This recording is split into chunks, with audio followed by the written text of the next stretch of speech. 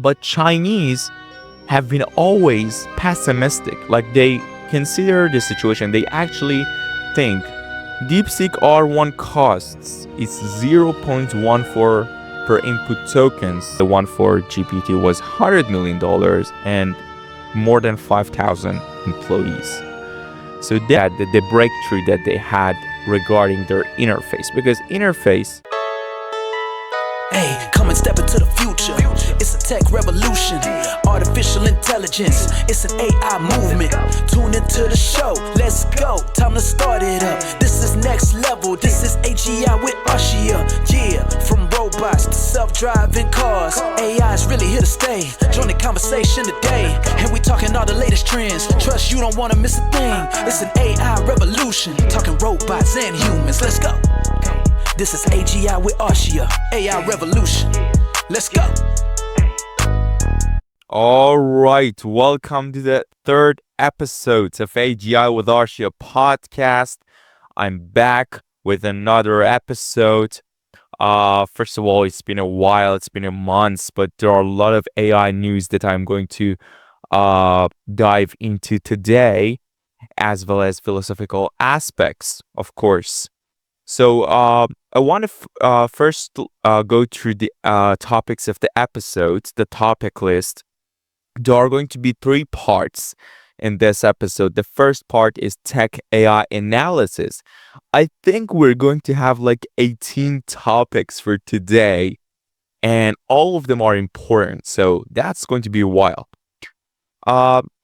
I'm going to go through the US versus China, the AI race, DeepSeek versus ChatGPT, the kind of geopolitical aspects of this competition.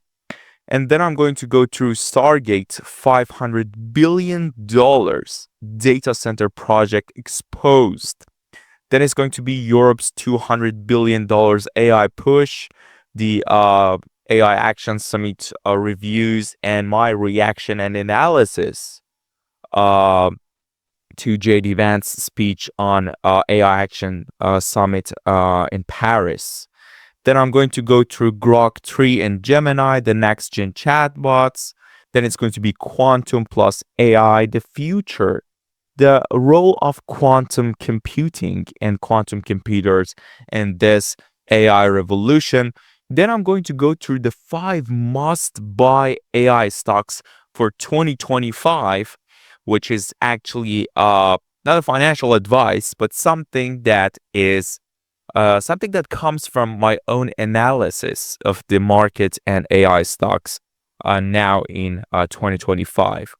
Then I'm going to go through AI hyperscalers, the big tech stock boom. Then it's going to be GPT-4.5, the OpenAI roadmap, the costs.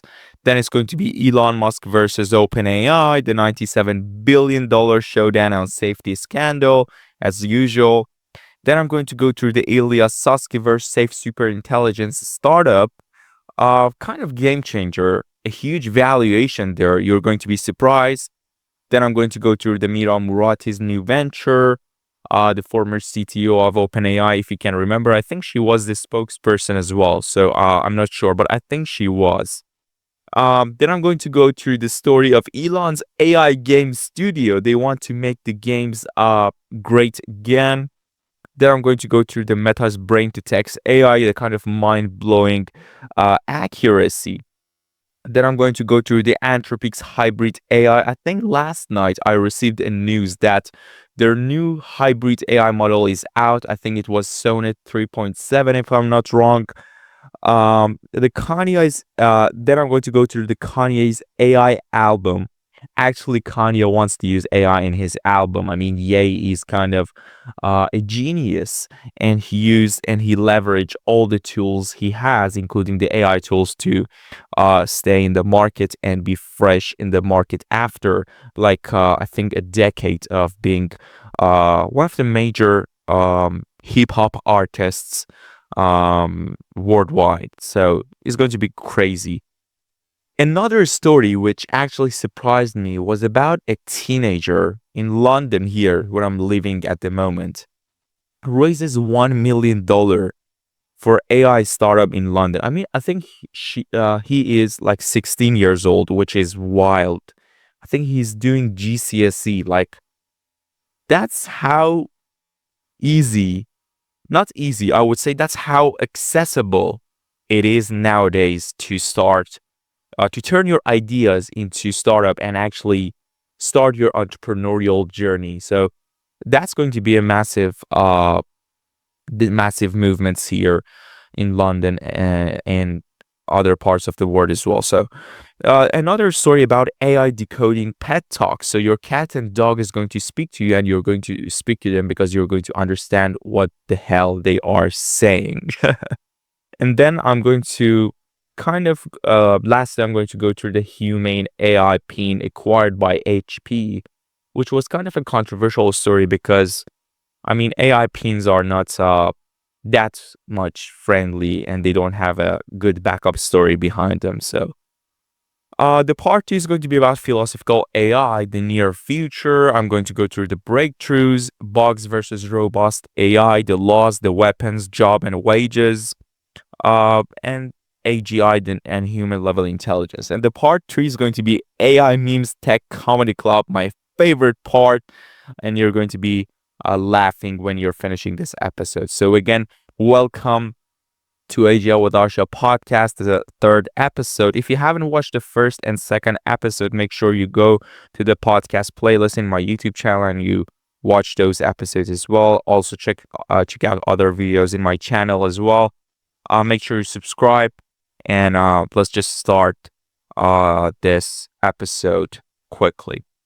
So the first story, US versus China, the AI race, DeepSeek versus Chat GPT. This is kind of wild. Before I go to this story, I think one of the comments in the 1st or the 2nd episode, I think it was the 2nd episode that I actually talked about DeepSeek, and I mentioned DeepSeek briefly.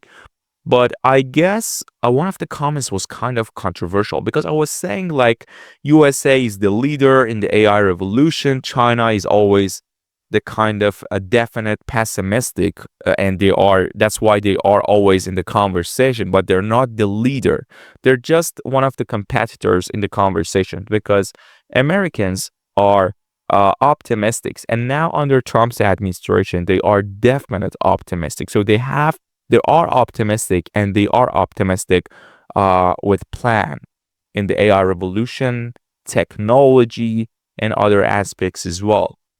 But Chinese have been always pessimistic. Like, they consider the situation. They actually think future is going to be dark unless the opposite happens. So we have to have plans. So there are definite pessimists. That's why they are always in the conversation. And I said that, and one of the comments was kind of wild. And someone said Chinese always downplay their cards because they want to do the breakthroughs and they want to keep their projects secret and private so they can actually be ahead in a silent mode. And I was like, man, downplaying their cards. What a strategy. And I think it was a week after that DeepSeek came and shocked the world. The $1 trillion stock crash in the US market. Trump was saying it's a wake-up call for Americans, the technologists in Silicon Valley. And I was like, man, what an analysis. So I'm going to start with that here. DeepSeek was China's Chat GPT moment. And I'm going to agree with that. I think there is a video here that we're going to actually look at that actually says that actually explains the DeepSeek was China's Chat GPT moment. So Deepo, if you have the video, please pull that up. I think it's a video. I think it's 1 minute or something. Yeah, let's hear it. Look at the last few years. How big a moment is DeepSeek and what they were able to do? Like, could you even call it China's Chat GPT moment?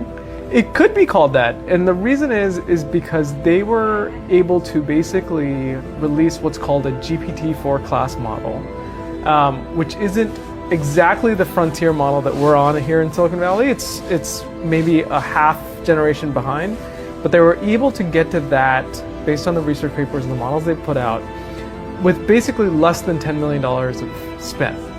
That's an extraordinarily efficient run to get to that class of model that we simply haven't seen anybody else do before. It also means that the team that DeepSeek has assembled is extraordinarily talented. The data that they have access to must be really, really good and really clean and really deep. And they've clearly done, based on the research papers they've put out, they've done some really innovative things on the algorithmic side that is frankly like world leading in some ways. Wow, so that was a great explanation, and I don't know who that is, but I think it's a news kind of platform, if I'm not wrong. So he actually talked about DeepSeek, that they had a talented team, they had some breakthroughs that I'm going to actually explain, and DeepSeek R1, so an open source reasoning model that claimed to achieve performance to OpenAI's O1 model at a fraction of the cost with fewer GPUs. And if I want to compare these two companies, Tipo, if you can pull that picture of comparison of DeepSeek versus OpenAI. So as you can see, DeepSeek founded 2 years ago, and OpenAI founded 10 years ago, back in 2015, at the end of 2015. DeepSeek R1 costs is 0.14 per input tokens, which is significantly less than the one for OpenAI, which is $7.5. Wow. It dominates the AI tools for coding, complex problem solving. GPT is the O1 model and OpenAI model is kind of better at storytelling, copywriting, and data summarization. They reportedly, it's not official, so they reportedly used 2000 Nvidia H100 GPUs, but OpenAI used like 100,000 GPUs, so it's 50 times more. They have the DeepSeek startup had the 200 employees, and they only the training cost was $6 million. The one for GPT was $100 million and more than 5,000 employees. So that was the comparison. We don't need the picture depot anymore, so you can pull that off. That was the comparison. That is kind of significant, but there are some controversial parts here. Okay. First of all, I'm going to go through some reactions. The first reaction was Sam Altman, who reacted to the DeepSeek model, and I think he said DeepSeek is one of the direct competitors in this space. So let's look at the real Depot, if you can pull that Sam Altman reaction to DeepSeek R1. Yeah, that video would be great. Yep. Let's hear it. These things are never surprising in the abstract. Like, we knew that there were going to be, at some point, we would get more serious competitors and models that were very capable. But you don't know when you wake up any given morning that that's going to be the morning. It is not surprising at all that it happened. It's surprising it happened that day, I guess. They did some nice work. And I think there's also like some nice pieces of product work, like showing the chain of thought was clearly something people wanted. Massive availability in the free tier was clearly something people wanted. Research-wise, it's not a big update to us, although they did a few nice things there as well. Moore's law changed the world, and that was an increase in transistors per chip, doubling every 18 months. Yeah. Our observation in our field is that the price for a given level of intelligence, once it's achieved, falls by about 10x per year. So 100x in the last every 2 years. years. Yeah. Right. And that is a crazy thing. Mm-hmm. Like, Moore's law changed the world at a much, much gentler slope. And, in that sense, we should expect more things like DeepSeek. And we're going to do our best to keep pushing the price down too. Wow. So that was wild. So he talked about Moore's law and how Moore's law affecting basically reducing the cost down significantly. So I want to talk about the cost of training, because training AI models requires massive amounts of computation measured in flops. Flops is a floating point operation per second. And quick flashback. When we talk about AGI, or artificial general intelligence, we mean how many flops we have to do to achieve AGI. So that's the kind of thinking process that we have to look at. There are different aspects in the cost of training. The first one is compute power, which is AI training runs on GPUs and TPUs, which process trillions of calculation per second. The second one is the energy consumption. The more efficient the chips, the less power they consume. The third one is hardware costs. As transistor density increases, chips become become cheaper to produce. So those are the three important costs of AI training: the compute power, the energy consumption, the hardware costs. Okay. So how Moore's law, according to Sam Altman, is actually lowering the AI training costs significantly. So first of all, the faster chips means less time is needed to train the AI model. So with more transistors per chips, GPUs can process data faster. A model that took like months or maybe years to train, now they can train it in weeks or even days. The cheaper the hardware, the lower the compute costs, because as transistors shrink, chip manufacturers can produce more powerful chips for the same price or maybe cheaper. So this makes AI servers and GPUs more affordable for companies like OpenAI and startups like DeepSeek. The third one is the lower energy costs, which means more efficient AI training. The older chips used like more power to perform calculations. The newer chips with more transistors packed efficiently consume less electricity to achieve the same task. So this significantly reduces the cost of training, the training that is running in the massive AI data centers around the world.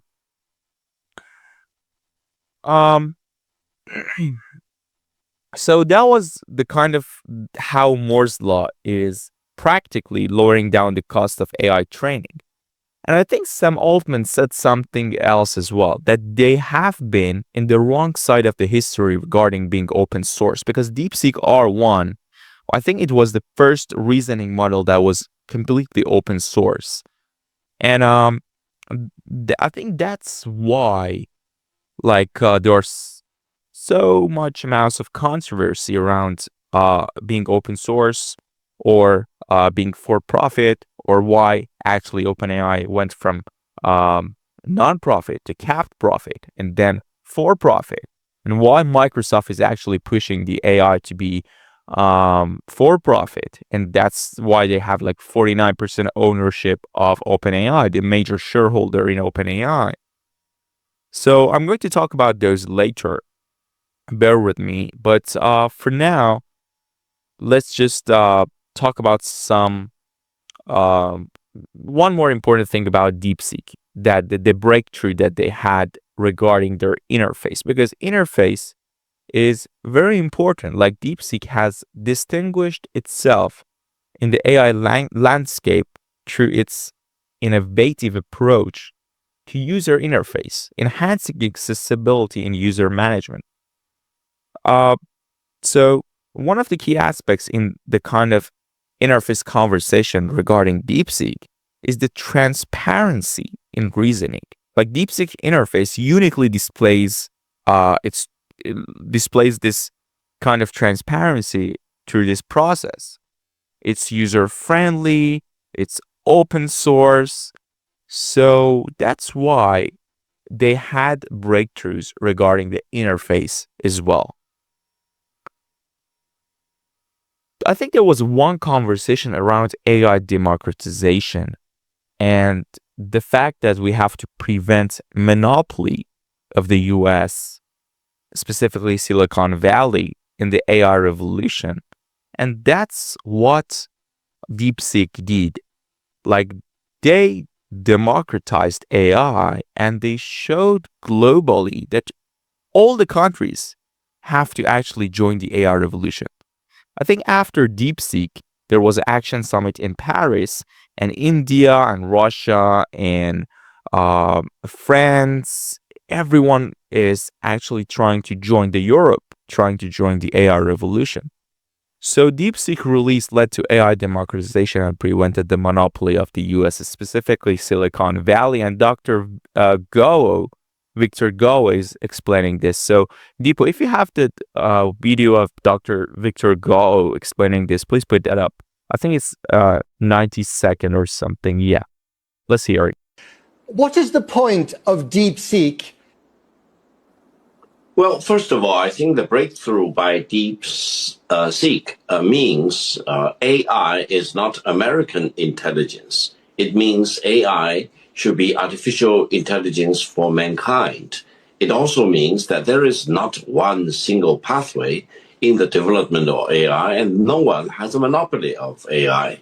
And countries like China and many other countries all have a right to participate in AI and make their contribution to the development of AI. Now, DeepSeek is also very intelligent in itself, and it is really thinking deeply and seeking deeply. Victor Gao, how will AI change the lives of ordinary Chinese citizens?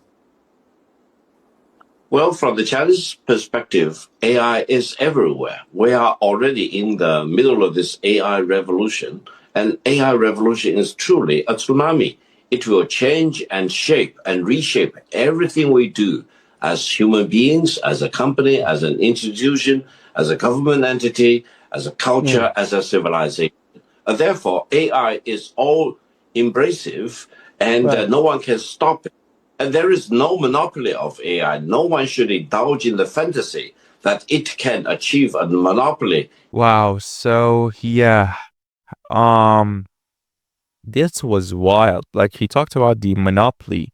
He mentioned AI is like a tsunami, and I kind of remembered about the topic that we discussed in the second episode of AGI with Arshia podcast. It was about Murachev's landscape.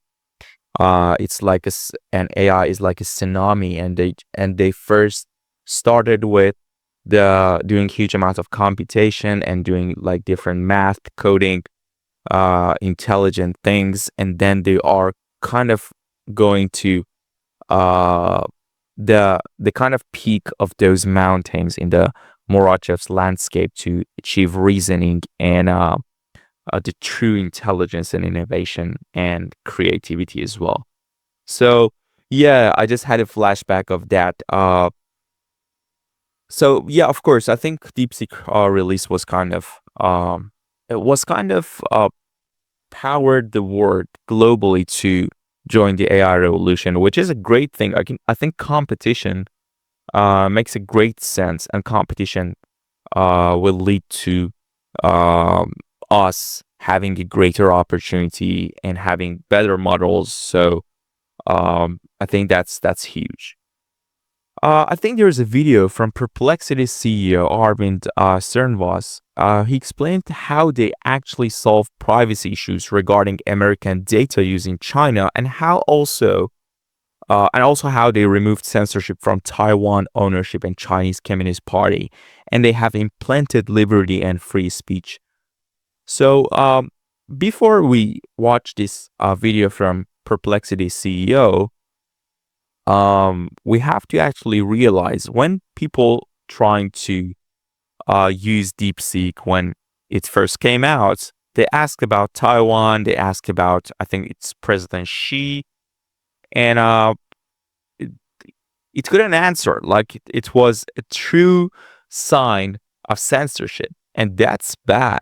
And Perplexity actually tried to solve this issue by making it censor-free from the kind of conversation regarding Taiwan and Chinese Communist Party. So, Deepo, if you can pull that up, pull the video of Perplexity CEO. Let's hear it. DeepSeek is a name that's used for multiple things. So it's the app, the model. The model is called DeepSeek R1. The app is called DeepSeek, and the R1 is a model that's like you interact with on the DeepSeek app. Except when you use that model on that app, you get censored outputs. And also that model is hosted in China. So anytime you use the DeepSeek app, your input or your user request on your chat goes to China, and you cannot control that. On the other hand, another company can download the DeepSeek R1 weights from the internet because it's open source. So you can download those weights and you can host it, as in you can bring it up on a server rack hosted in the US or Europe. And when you use the other app, like say Perplexity, and interact with the DeepSeek model on that app, none of your data goes to China. So hopefully you feel good about it. And number two, we removed the censorship in that model. So you can go and talk to this model about Taiwan. You can ask who owns Taiwan,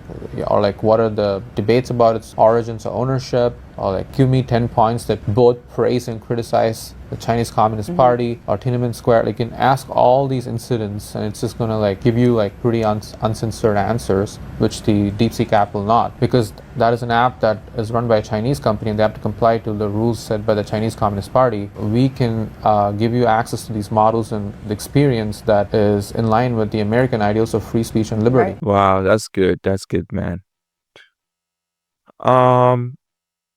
It kind of reminds me of the video when John Cena was apologizing in Chinese because he said Taiwan is not part of China, and that was wild. So a little history here for those who don't know why it's actually a controversial conversation around Taiwan and China Communist Party. So it goes back to 1949, after the Chinese Civil War. The Communist Party of China, which was called CPC, took control of mainland China, and China became independent regarding military, regarding economy, the government, and they were like Republic of China, or ROC. Since then, there has been a tension and conversation for reunification. But how does it relate to the AI revolution and the context of technology? Taiwan is a home to TSMC, the world's leading semiconductor manufacturer, making a key interest for both China and US in the AI revolution. So what can happen?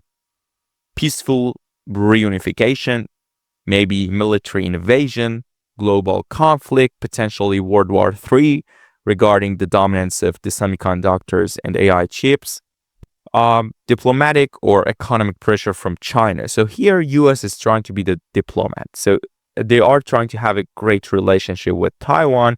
At the same time, they have their relationship with China as well. So that's going to be wild. But competition between USA and China is not just hardware. It's also the urgent global battle for AI talents like researchers, AI experts, entrepreneurs, startup founders, according to Lux Capital co-founder Josh Wolf. So if you have the video of Josh Wolf talking about the urgent global battle for AI talent depot, pull that up, please. Yes, that video. Let's hear it. I think the bigger thing is this human capital. We are at war for talent. We need a brain drain coming here. And let me give you 3 stats that shocked me to my core, and viewers are listening. 50% of undergraduates in AI around the world are coming from China. They are producing 50% of the undergraduate researchers in AI. Number 2, 38% of American researchers are from China. 37% are Native American. So think about that. We're outnumbered in our own country. Now we want to get those people here and keep them here, but if they're going back to Chinese companies, it's a really bad thing. And number 3, the US used to be about 25% of international students that were coming here to our country. Today, it's only about 15%. So it underscores the need that we are in competition, not just for the hardware and the physical capital, not just for the financial capital, but for the human capital. And we need to do something. I think this is a real big wake-up call. Wow. So I think maybe that's why Elon was tweeting about we should actually make the legal legal immigration to the US easier and more accessible to people. So maybe that's why, because they have to look for talents all over the world, international students, AI researchers, startup founders, AI enthusiasts, Of course, it's a battle for AI talent as well. So that's kind of wild. So one of the controversial topics around DeepSeek was what is going on with DeepSeek? Like how they could achieve something in the GPT-4 class and the O1 reasoning power with fewer GPUs. Like they were like, what's going on here? Maybe they had more GPUs than we ever thought. But you may ask, like, if you haven't heard about this and you don't know about the context, you may ask, like, why? What's the problem with having more GPUs? Because there was a diffusion law, which actually I think was for Biden's administration. And they had restricted the exportation of AI chips and the tech chips outside of the US because they want to stay dominant. And that's one of their kind of political strategy to stay dominant. That's why they had restricted the exports of AI chips. So they couldn't have that much chips regarding this because of the restrictions in the China. But what was going on there? So here, the Grok CEO, Jonathan Ross, is explaining they don't need to actually have the GPUs. They can rent the GPUs by the cloud providers. So let's hear his talk on renting GPUs. Let's hear it, Deepo, please. Why would they try and smuggle in GPUs when all they'd have to do is log into any cloud provider and rent GPUs? This is like the biggest gaping hole in the whole way that export control is done. You can literally log in, you can swipe credit card, whatever, and just like pay and get GPUs to use. So I thought it was unnecessary then. No. They're good, but the problem is it's like the Monadnock line. You just go around it. So you need to like seal it up a little more. There's a little bit of room left to go here. I'm not aware of where it would be an export issue. I do know that many people log into cloud providers and just use them from remote. One of the problems, so we actually block IP addresses from China. And I believe we might be unique in doing that. It's also a little bit fruitless because, someone could just like rent a server anywhere and then log into us from there, right? And then there's nothing we can check. So I don't know that IP addresses are really the right way to do it anyway. I think we need something more sophisticated. But I mean, it's a big Swiss cheese. Wow, I didn't know that. Like you can actually rent the GPUs for cloud providers. And when he talked about like bypassing the law and just going around the law, I remember the way that Iran is doing the same with US restrictions and regarding economy, regarding import, regarding the kind of nuclear weapons development as well. So that was kind of related, a different context matter, So, as you know, when the DeepSeek came out, there was a crash. There was a $1 trillion crash in the US stock market. And I think Nvidia stock plunged and they lost $600 billion market cap in one day, which was, I think, the worst in history. Why? Because people thought, wow, so we need fewer GPUs to train AI models. We don't need that much H100 GPUs. And that's why the stock crashed. And here, actually, I think it's Trump. It's Trump's reaction to DeepSeek. And I think he says it's going to be a wake-up call for everyone. We actually need to bring the cost down if we can. So let's hear it. Deepo, if you can pull the Trump's reaction to, is it Trump's reaction? I I think we have the Trump's reaction. Oh, we don't have the Trump's reaction. Okay, that's all right. But I think, yeah, he said it's going to be a wake-up call for everyone, and this is going to be a while. So now I want to talk about DeepSeek innovation in AI model training. I actually watched a podcast. I think it was a 5-hour podcast. Lex Fridman. It was awesome. I learned a lot. DeepSeek innovation was in different parts. The first one was knowledge distillation. The second one was scaling laws and how DeepSeek overcame them. Then the third one was the amazing architecture, the MOE. Then the fourth one was advanced reinforcement learning technique, which was wild as well. So the first thing was distillation. What is distillation? So there is a technique which is called distillation, and is a technique where a large AI model called teacher trains a smaller AI model, which is called students, by transferring its knowledge. Instead of training a model from scratch, the student learns directly from the pre-trained teacher model's output. So why it is important? Because it allows a smaller model to perform as well as the large model, with much lower computational cost.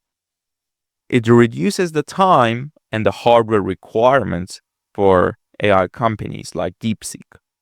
So it enables the AI to be deployed on low-power devices like mobile phones as well. So this is wild. And people think that DeepSeek used OpenAI's data this way to actually train its own model by the parent model, the OpenAI model, to make a smaller model in the same performance like the way that they did with DeepSeek R1. So that's one of the assumptions that people think is going to be true. So now we come to scaling law and how DeepSeek overcome the scaling law. So what are scaling laws in AI? Scaling laws refer to a relationship between model size, data set size, and compute power. And they suggest that the bigger the AI model, so the more parameters they have, the better it performs, but in exponentially increasing cost. The problem with the scaling law is training larger AI models becomes extremely expensive. Like GPT-4, I think it was more than $100 million to train. More parameters, more memory, more GPUs, more energy. So the cost is going to be wild. But how DeepSeek beats scaling law? So they, instead of just making like models bigger, they used a mixture of architectures like MOE. What is mixture of architecture? The mixture of architecture is where the network is divided into multiple expert submodels and only a few experts are activated at a time for a given task and a prompt from a user. So when a user asks for something, only the specific parts that is needed in the model is going to be activated, preventing the computation, the unnecessary computation cost for the other parts that are irrelevant to that task. So it's going to be wild. Like the thing that they did with a mixture of architecture was amazing. Like besides distillation, that was kind of amazing as well. And then we come to the reinforcement learning technique that they actually use. So what is reinforcement learning? Is a technique where an AI learns through like trial and error by receiving rewards for good decisions. It comes from the kind of psychology and the behavior of a dog when you actually give him reward and snacks for doing something like jumping. So that's the kind of similar thing here with the training AI models with reinforcement learning. So how DeepSeek improved reinforcement learning techniques? So they had efficient training loops. So they reduced unnecessary training cycles, saving compute power, better rewards for models, they optimized, in other words, I have to say, they optimized the reinforcement learning technique. So they didn't need that much compute power. And like those were the things that people assume, and the AI researchers have came to the conclusion, like how DeepSeek could do that with fewer GPUs, as they claimed. We don't know. They may have more H100 GPUs that we think. But this is what scientists and AI researchers think regarding the scaling law, how DeepSeek beats that, the amazing mixture of architecture, optimizing reinforcement learning, and the technique of distillation to use OpenAI's data as a parent model to train the DeepSeek R1 as a student model in a short amount of time with lower computation costs. Of course, lower energy and lower GPU is needed as well. So that's what we think they did. I think Jonathan Ross is explaining like how DeepSeek is similar to Sputnik 2.0. Sputnik 2.0, for those who don't remember, was the second supercraft launched into orbit by the Soviet Union. I think it was November 1957. It was historically significant because for the first time, it was the first living creature into space, like a dog named Leica, that they shipped that living creature into space. Unfortunately, I think the Leica is dead by now, but anyway. So Deepo, if you have the video that Jonathan Ross is explaining that DeepSeek was kind of similar to Sputnik 2.0, please pull that up. I think it's 24-second, Deepo. Yeah, let's hear it. Everyone's seen the news about DeepSeek today. I want to just start off by saying, is it as big a deal as everyone is making of it? Yes, it's Sputnik. It is Sputnik 2.0. And even more so, you know that story about how NASA spent $1 million designing a pen that could write in space and the Russians brought a pencil? That just happened again. So it's a huge deal. Of course, it's a huge deal, man. So yeah. Then we have a video of David Sachs explaining the AI distillation and DeepSeek's like being linked to being a thief of the data from OpenAI. So let's hear David Sachs' video, Deepo, regarding distillation. I think it's 70 seconds, man. Yeah, please pull that up, Deepo. Is there IP theft here? Did they steal some of what they were able to scale up here from us? And do we need to close the doors on what we're doing in terms of invention and technology? Well, it's possible. There's a technique in AI called distillation, which you're going to hear a lot about, and it's when one model learns from another model. Effectively, what happens is that the student model asks the parent model a lot of questions, just like a human would learn. But AIs can do this, asking millions of questions, and they can essentially mimic the reasoning process that they learn from the parent model, and they can kind of suck the knowledge out of the parent model. And there's substantial evidence that what DeepSeek did here is they distilled the knowledge out of OpenAI's models. And I don't think OpenAI is very happy about this. And I think one of the things you're going to see over the next few months is our leading AI companies taking steps to try and prevent distillation. And so we'll see if the leading AI companies can prevent distillation by third-party companies. That would definitely slow down some of these copycat models. Wow, so he just called the DeepSeek the copycat models. Yeah, probably they're going to prevent distillation, but still they have to be open source if we want competition. And we want like a true, transparent competition in markets for everyone. So let's see like in the next 2 months how they can actually prevent distillation and the data from being distilled by other AI companies. And you know why OpenAI is not happy about it? Because OpenAI is not making any money on like each token on API. Like I think they are making money on the monthly subscription plans, but I don't think they are making money on the tokens on their API. So maybe that's why they're not happy about, like, we're not making money and they're stealing our data as well, training their AI models, same performance in less time, less money has been spent by them, and less compute power, less energy. That's why maybe like that's the process and that's the confusion they have in the US side. So I think the next video we have here is from Anthropic CEO explaining that they may be smuggled, but not possible to compete with us. It's going to be a bearification. Either the China is going to be the leader, or it's going to be a parody in the next maybe 6 months. So let's hear it, Deepo. This Anthropic CEO, 70 seconds. Please pull that up. Yeah, let's hear it.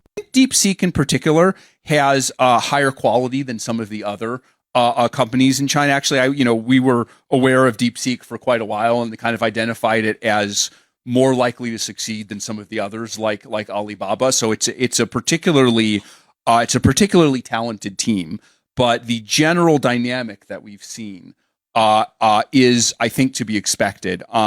Particularly in the tens of thousands of chips, smuggling is very possible. I obviously can't speak for either the last administration or the current one. I think this is a bipartisan thing, but I think the purpose of the export controls is to prevent China and other adversaries from getting to the hundreds of thousands of chips, the millions of chips, because that's really hard to smuggle and that's really hard to replace with Huawei chips. So there's this bifurcation in front of us, and we can have a big lead, or as you're suggesting, one of these other routes, things can be parity, and those are two very different futures for the world. Wow. So he is pro the restrictions of chips, the US chips. And he said, I think they're going to smuggle because it's hard to actually replace the H100 GPUs from Nvidia by Huawei chips. So yeah, so he is definitely pro restrictions. Yeah. So the next one is that the next video we have is the fact that Scale AI CEO is trying to explain, like, the DeepSeek AI team had more H100 GPUs than people think. So they can't talk about it because it's against the law and it's against export control of the US. But they probably have number of higher GPUs than people think. So let's hear it. I think it's 30 seconds. Scale AI CEO. Let's hear it, Deepo. Please pull that up. Yeah. The Chinese labs, they have more H100s than people think. And these are the highest powered NVIDIA chips that they were not supposed to have. Yes. My understanding is that DeepSeek has about 50,000 H100s, which they can't talk about, obviously, because it is against the export controls that the United States has put in place. And I think it is true that, I think they have more chips than other people expect, but also on a go-forward basis, they are going to be limited by the chip controls and the export controls that we have in place. Yeah, they might have, actually. They might have. So the next one is, yes, this one is Trump calls this a wake-up call for the US tech. So it's 80 seconds. Let's hear Trump's reaction for the first time to DeepSeek. Let's hear it. Deepo, please pull it up. Today and over the last couple of days, I've been reading about China and some of the companies in China, one in particular coming up with a faster method of AI. That's good. And much less expensive method. And that's good, because you don't have to spend this much money. I view that as a positive, as an asset. So I really think if it's fact and if it's true, and nobody really knows if it is, but I view that as a positive because you'll be doing that too. So you won't be spending as much and you'll get the same result, hopefully. The release of DeepSeek AI from a Chinese company should be a wake-up call for our industries that we need to be laser focused on competing to win, because we have the greatest scientists in the world. Even Chinese leadership Silicon Valley. They said you have the most brilliant scientists in the world in Seattle and various places. But Silicon Valley, they said, There's nobody like those people. This is very unusual when you hear a DeepSeek, when you hear somebody come up with something. We always have the ideas. We're always first. So I would say that's a positive. That could be very much a positive development. So instead of spending billions and billions, you'll spend less and you'll come up with hopefully the same solution. Under the Trump administration, we're going to unleash our tech companies and we're going to dominate the future like never before. We're going to dominate the future like never before. That's a strong, that's strong word from a man who's strong as well.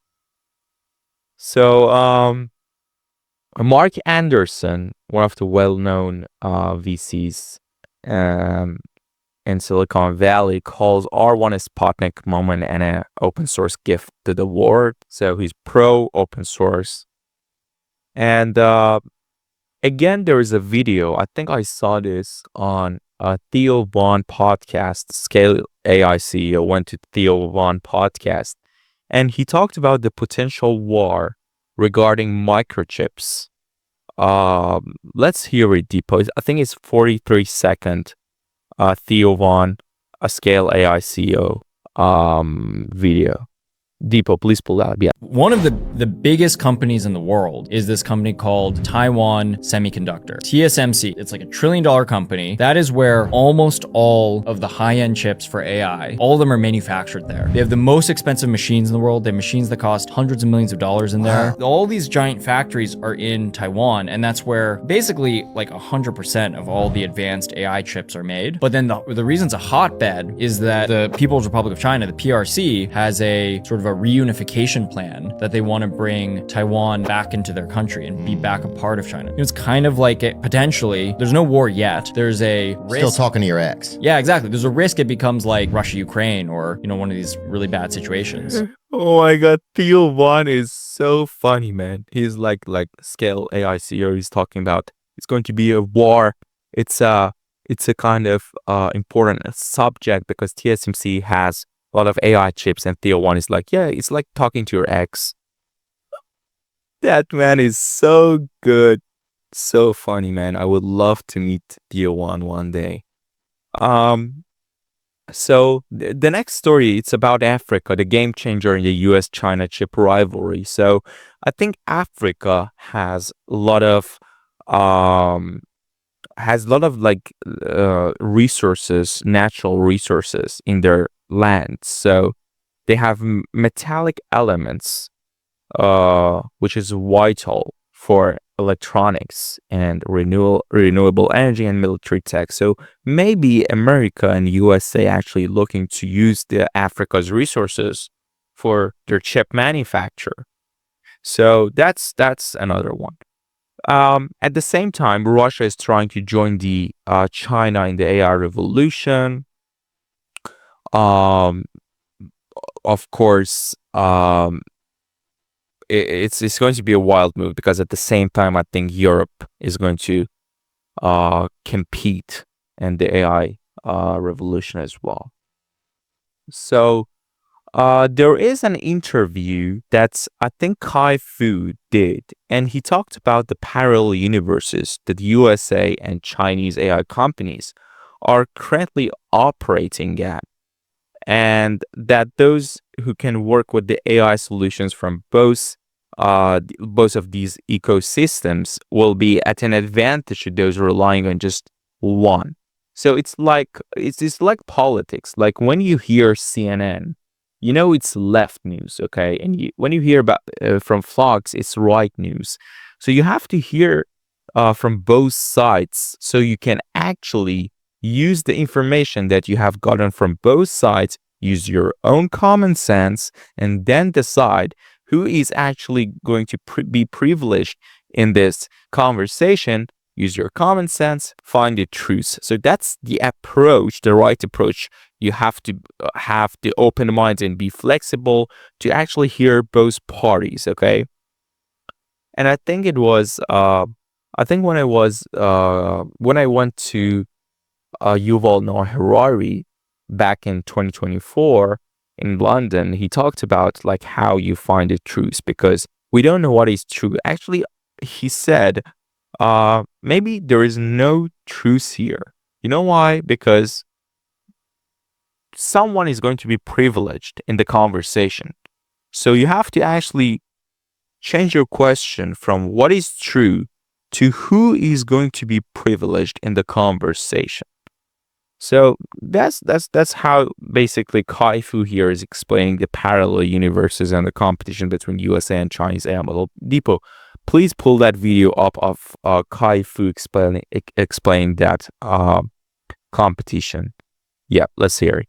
So are China and the US headed on different paths here? Will they even be competitive in their respective AI markets, or will there be the China option for the world to engage with online AI and the US version? And then if that's the case, how the heck do you regulate this all if they're separate things?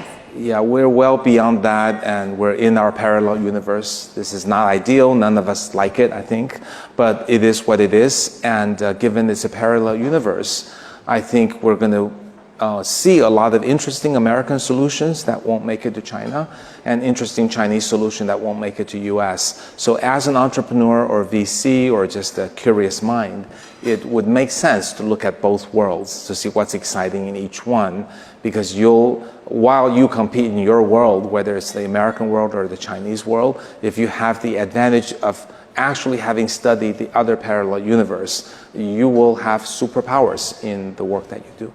But we don't have any unrealistic expectation that US and Chinese AI companies will actually compete in the same country, unless it's in a small number of countries that are friendly with both countries. Wow.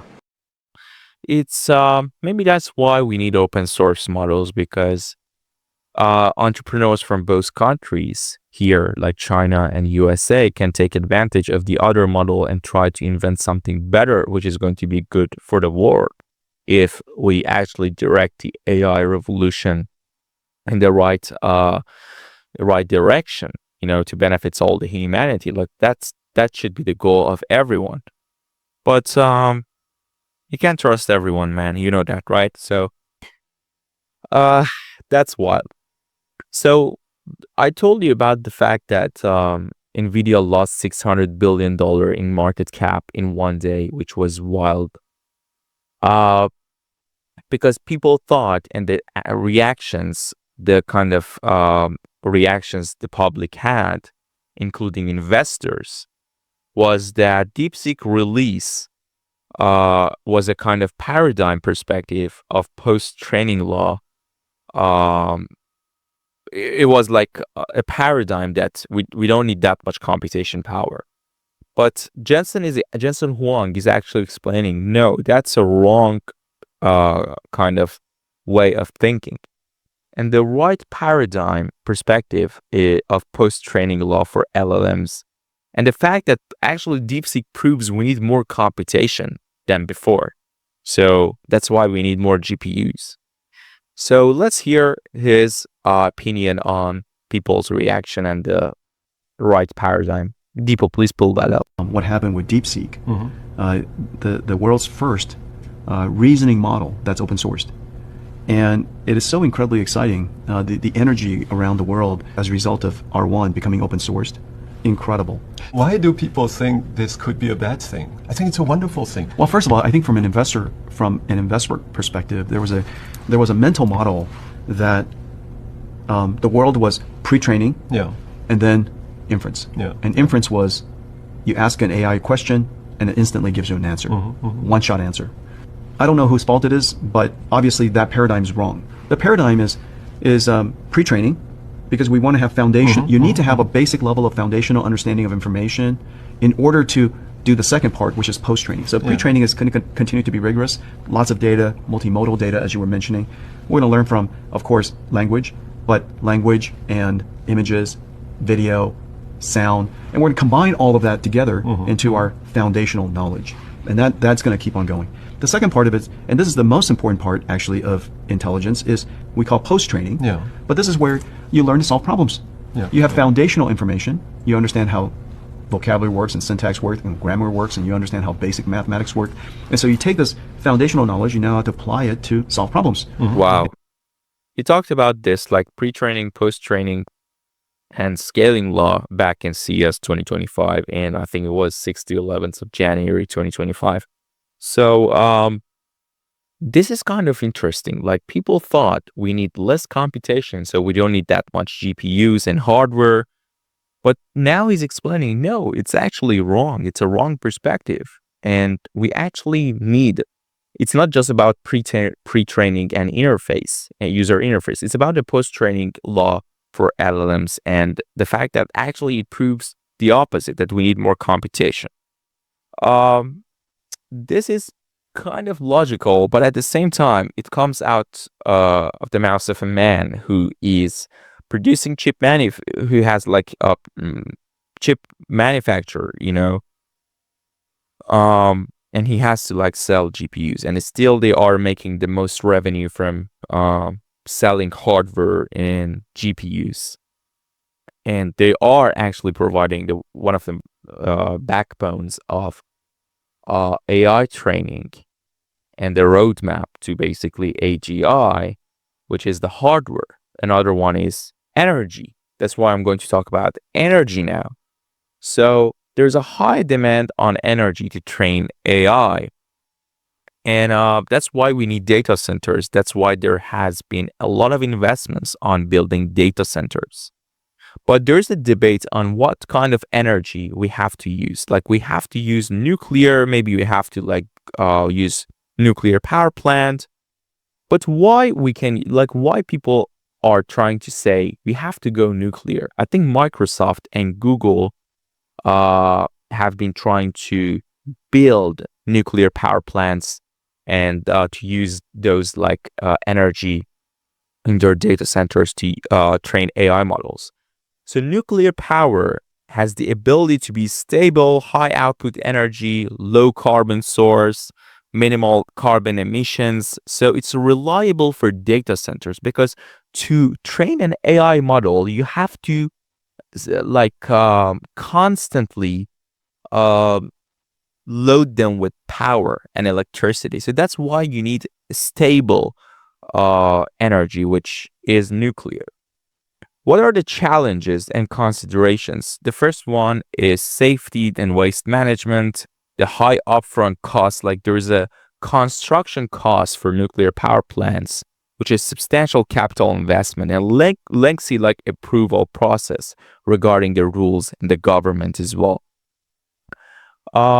Which Trump's administration actually can reduce that by decreasing bureaucracy and over-regulation, which can hinder the innovation and make delays in this AI revolution. So another one is the political and social acceptance. Like, the nuclear power, it faces opposition in various parts of the world due to historical accidents and environmental concerns, which could impact its expansion as well. What are the alternative energy solutions? It's basically renewable energy like solar, wind, and hydro, but they are not stable. I think the best thing to do is having a portfolio, as Trump said, of nuclear, renewable, both a great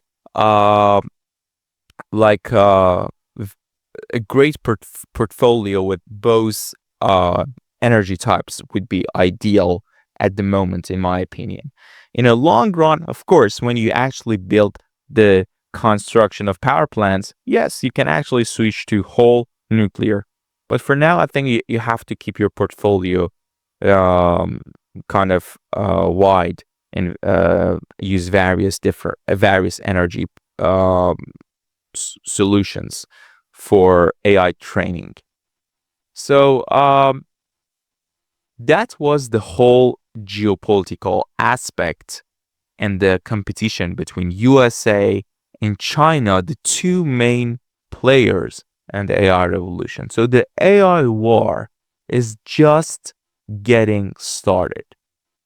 Who do you think will dominate, China or the US? Drop your thoughts in the comments on this one. Let's go to the next story, which is, I think it's going to be Stargate. Yes, so I'm going to talk about Stargate, $500 data center project.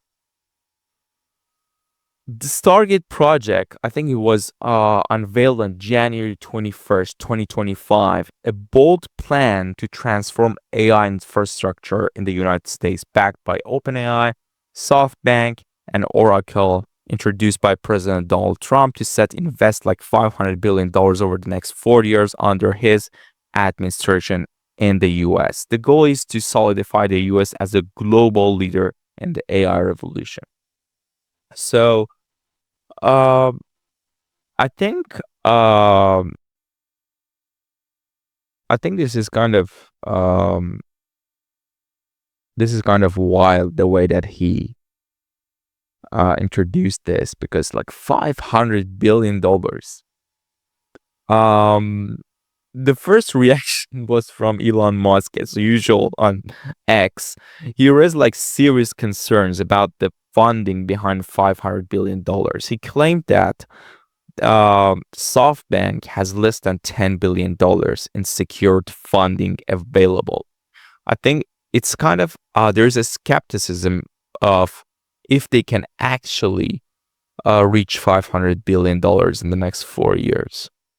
So let's hear Trump's speech on Stargate. Deepo, please pull the Trump speech on Stargate up. Let's hear it. Announced the largest AI infrastructure project by far in history, and it's all taking place right here in America. As you know, there's great competition for AI and other things, and they're coming in at the highest level. We're joined by Oracle Executive Chairman Larry Ellison, SoftBank CEO, my friend Masa Yoshi-san, and CEO of OpenAI, and I would say by far the leading expert based on everything I read, Sam Altman. Together, these world-leading technology giants are announcing the formation of Stargate. So put that name down in your books, because I think you're going to hear a lot about it in the future. A new American company that will invest $500 billion in AI infrastructure in the United States, and very quickly, moving very rapidly, creating over 100,000 American jobs almost immediately. Wow, creating a lot of jobs as well. That's good. Then Deepo, please pull Larry Ellison's speech on AI role in cancer treatment in the same conversation, announcing Stargate in the White House. Deepo, please pull that Larison. Yeah, that one. Please, let's hear it. You can do early cancer detection with a blood test.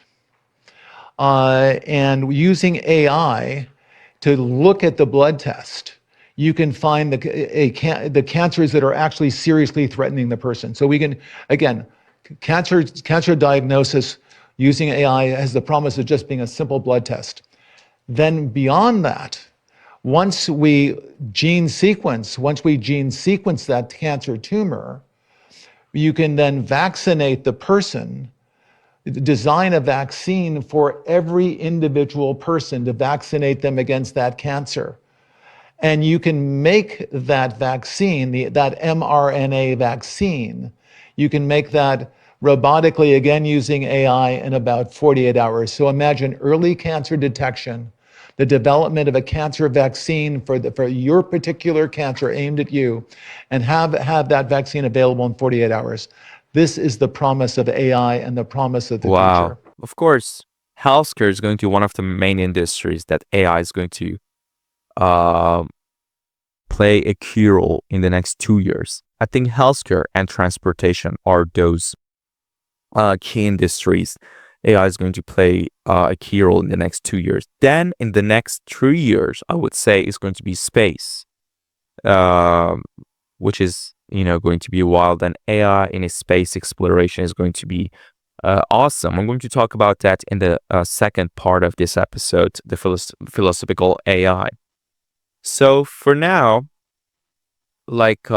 as Larry said, Larry Ellison, the co-founder and chairman of Oracle, explained how AI have the potential to revolutionize cancer diagnosis and treatment, starting with simple blood tests, detect the threatening cancer, doing gene sequencing, or I think I read an article last night that came with the technique called CRISPR-Cas,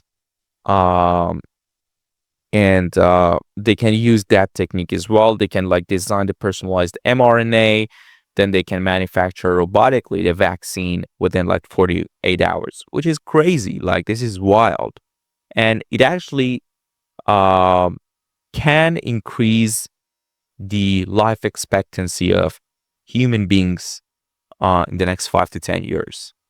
And the quality of life will be wild. Of course, it's a way to I would say humans not dying. But I don't know if it's a good idea if we live forever.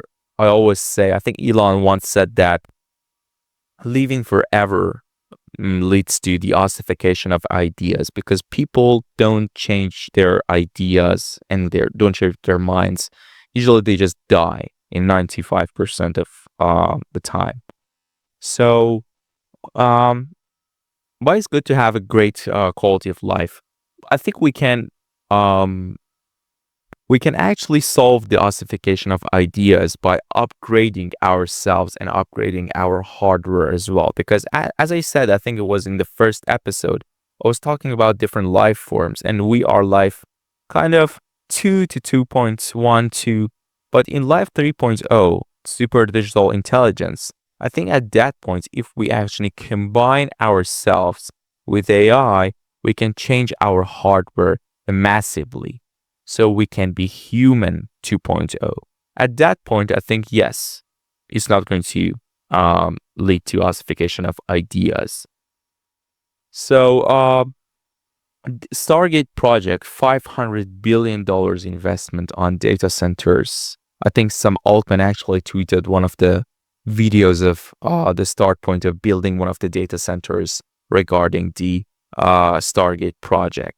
I think the way that Masa and SoftBank's CEO is going to raise the $500 billion in the next 4 years is going to go to like different countries like Qatar or like the Arabic countries to ask for investments and money. Like that's the way that I think, that's the only way I think he can raise $500 billion. He can't just stay in the Europe or like go to USA or Chinese VCs or investors. So it's a massive investment. Massive investments are now shaping the future of AI. Do you think Stargate is a smart move or just a risky bet? So share your ideas on that one as well. As I talked about Stargate, now I want to talk about the Europe $200 billion AI push, which was wild. It was a kind of a pushback to Stargate project of the US, the way that they want to say, hey, Europe is in the game, Europe is in the house. So the first story I want to say is EU $200 billion announcement, which was kind of historical to create European AI champions. The European Commission President, I think it's Ursula von der Leyen. I don't know if I'm pronouncing it right or not, but they just revealed the EU investments. And the mission is clear. It's basically to build European AI champions that can rival US and China, positioning Europe as a global AI leader. So here's how the $200 billion initiative is allocated. It's for developing AI factories, which can create a lot of jobs, 12 advanced AI hubs powered by EuroHPC. It's open AI computing power like Kern, but for AI. World-class infrastructure for startups and researchers. This is going to be great, actually. I think in the second episode, I talked about Keir Starmer announcing their kind of happiness for AI researchers, international students, and they are making different hubs, schools, colleges, and opportunities for people to come to the AI field and AI industry. So I think this is going to be a golden age in the next 4 years, as I said before. And I think JD Vance mentioned that they are looking at AI opportunity, not AI concerns under Trump's administration. However, they need to direct AI in the right way. He also mentions like overregulation and bureaucracy. That's actually Elon has mentioned a lot on X that bureaucracy that he's against bureaucracy and overregulation of Biden's administration that could hinder innovation and prevent the golden age. He also talked about the fact that we need the labor force to build data centers, so jobs are not going away, which was kind of naive to say that. In the short term, yes, you need labor force to build data centers. In a long run, I don't think you need those people. Speaking of jobs and the relationship of and the impacts of AI revolution on job market, there is an interesting diagram called K diagram around AI relation to the job market. Deepo, if you can pull this screenshot of the K diagram, yes.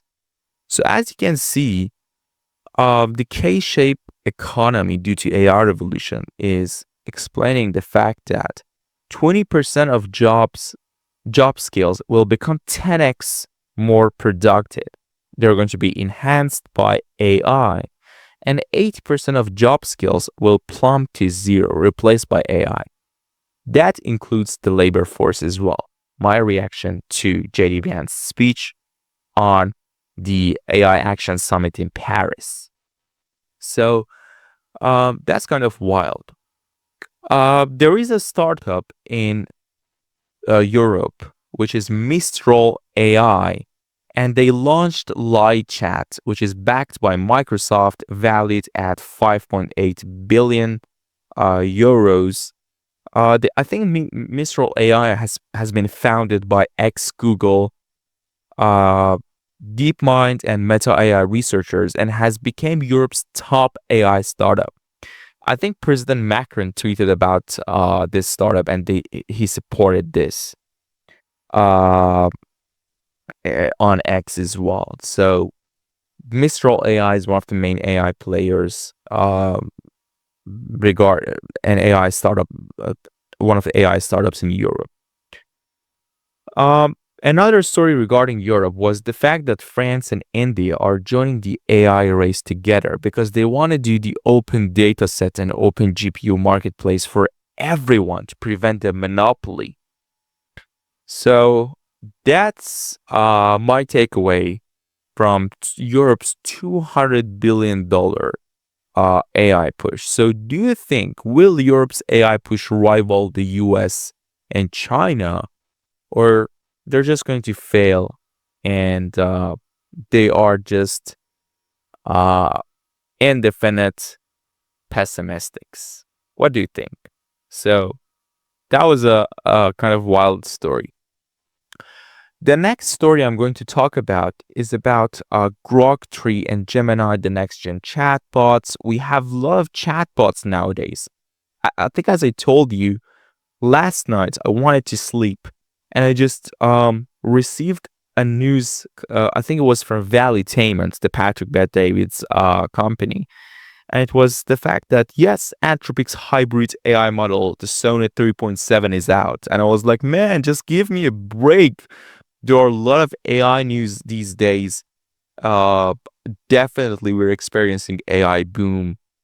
Huge amount of investments has been made, and that's why we have these AI models. But Elon Musk has just released the best AI model in the world, according to himself, Grok-3, the scariest AI model. If we want to compare the AI models, the Grok-3, the developer is XAI, founded by Elon Musk. The key features are advanced reasoning, which incorporates thinking features, allowing for deeper problem-solving capabilities. Performance claims to beat the ChatGPT 4.0 and I think o3 mini model from OpenAI in math, science, and coding. It's accessible on X Premium. Subscribe. It's a subscription for a monthly fee. This was kind of wild. At the same time, we had Gemini. Gemini had a lot of breakthroughs. Gemini 2.0 was wild. The breakthrough of text to app, which is amazing. Like, I want to build the app. Like, I want to build a chessboard, a personalized chessboard with different people. And I just text and I just, write the description for that. And I get the app. I don't need to do any coding. This is one of the ways to AI democratization, in my opinion. So people who are not specifically in technology, or they're not like they're not doing machine learning, deep learning, or any AI subfields, but they want to actually use the AI tools. This is one of the best way to democratize AI. The way that Gemini, it was a kind of breakthrough, the text to app application. So Gemini, developed by Google, the key feature was that combines the Google's intensive search capabilities. Still, Google is the main search engine leader. I think it's more than 2 decades. I think Perplexity is trying to rival Google's, and I think they might actually rival Google in the next 3 to 4 years regarding the search engine and the integration of AI. The performance of Gemini 2.0 was strong. Analysis, offers kind of less detail compared to Grok-3, particularly in specialized domains, but it was still good. Then we had GPT-3 Omni by OpenAI, designed to handle a wide range of tasks, casual conversation, complex problem solving. Performance was good in the reasoning. Capabilities was substantial as well. So that was great. Then we have like others like Amazon Web Services, AWS. They are trying to actually collaborate with Anthropic to build powerful AI supercomputers. We have Llama from Meta. I think those models were great as well. They are focused on creating consumer humanoid robots capable of performing physical tasks. And Nvidia here is providing the AI foundational models and endpoints, including like community and Nvidia built pre-trained generative AI models. So they're offering Nvidia Nemo for model customization, the DGX Cloud for scalable training. They are providing the Nvidia Cosmos for training and a simulation for robots and physical AI as well, which is wild because you have to actually train the robots before using it in real world.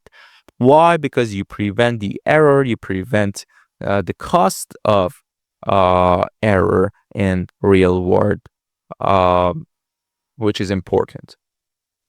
So these versatile AI systems are all adapting themselves to reasoning AI agents and potentially integrating themselves into physical AI and humanoid robots. Speaking of Grok, I think it's kind of wild. I think in the introduction of Grok-3, Elon was saying, I'm going to send Grok in the next 2 years. Grok and Optimus humanoid robots from Tesla to Mars. So, I mean, that day will be revolutionary, not just for the US, but for the whole world. So, at the end of the day, all these models have their own advantage. So who do you think wins the chatbot war? Elon's Grok or Google's Gemini 2.0? So let me know about that in the comment section below. The next story, which is my favorite story, is quantum computing and AI. This is going to be wild. I mean, I have been reading about quantum computing and AI in the last 3 months. There was a movie I watched. It was Dark Matter. So the movie called Dark Matter, and it was about quantum mechanics, the multiverse. I was like, wow, I want to be that person in the movie. I want to be that scientist in the movie. And I love that movie, man. I think it was a kind of mini series. It was 6 to 8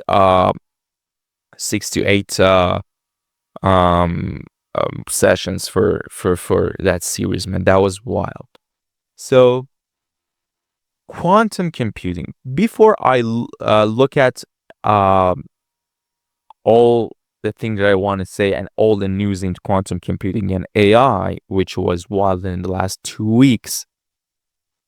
First, I want to talk about how quantum computing impacts AI. And for those who don't know much about quantum computing, I want to go through a general description of quantum computing. So, what is quantum computing?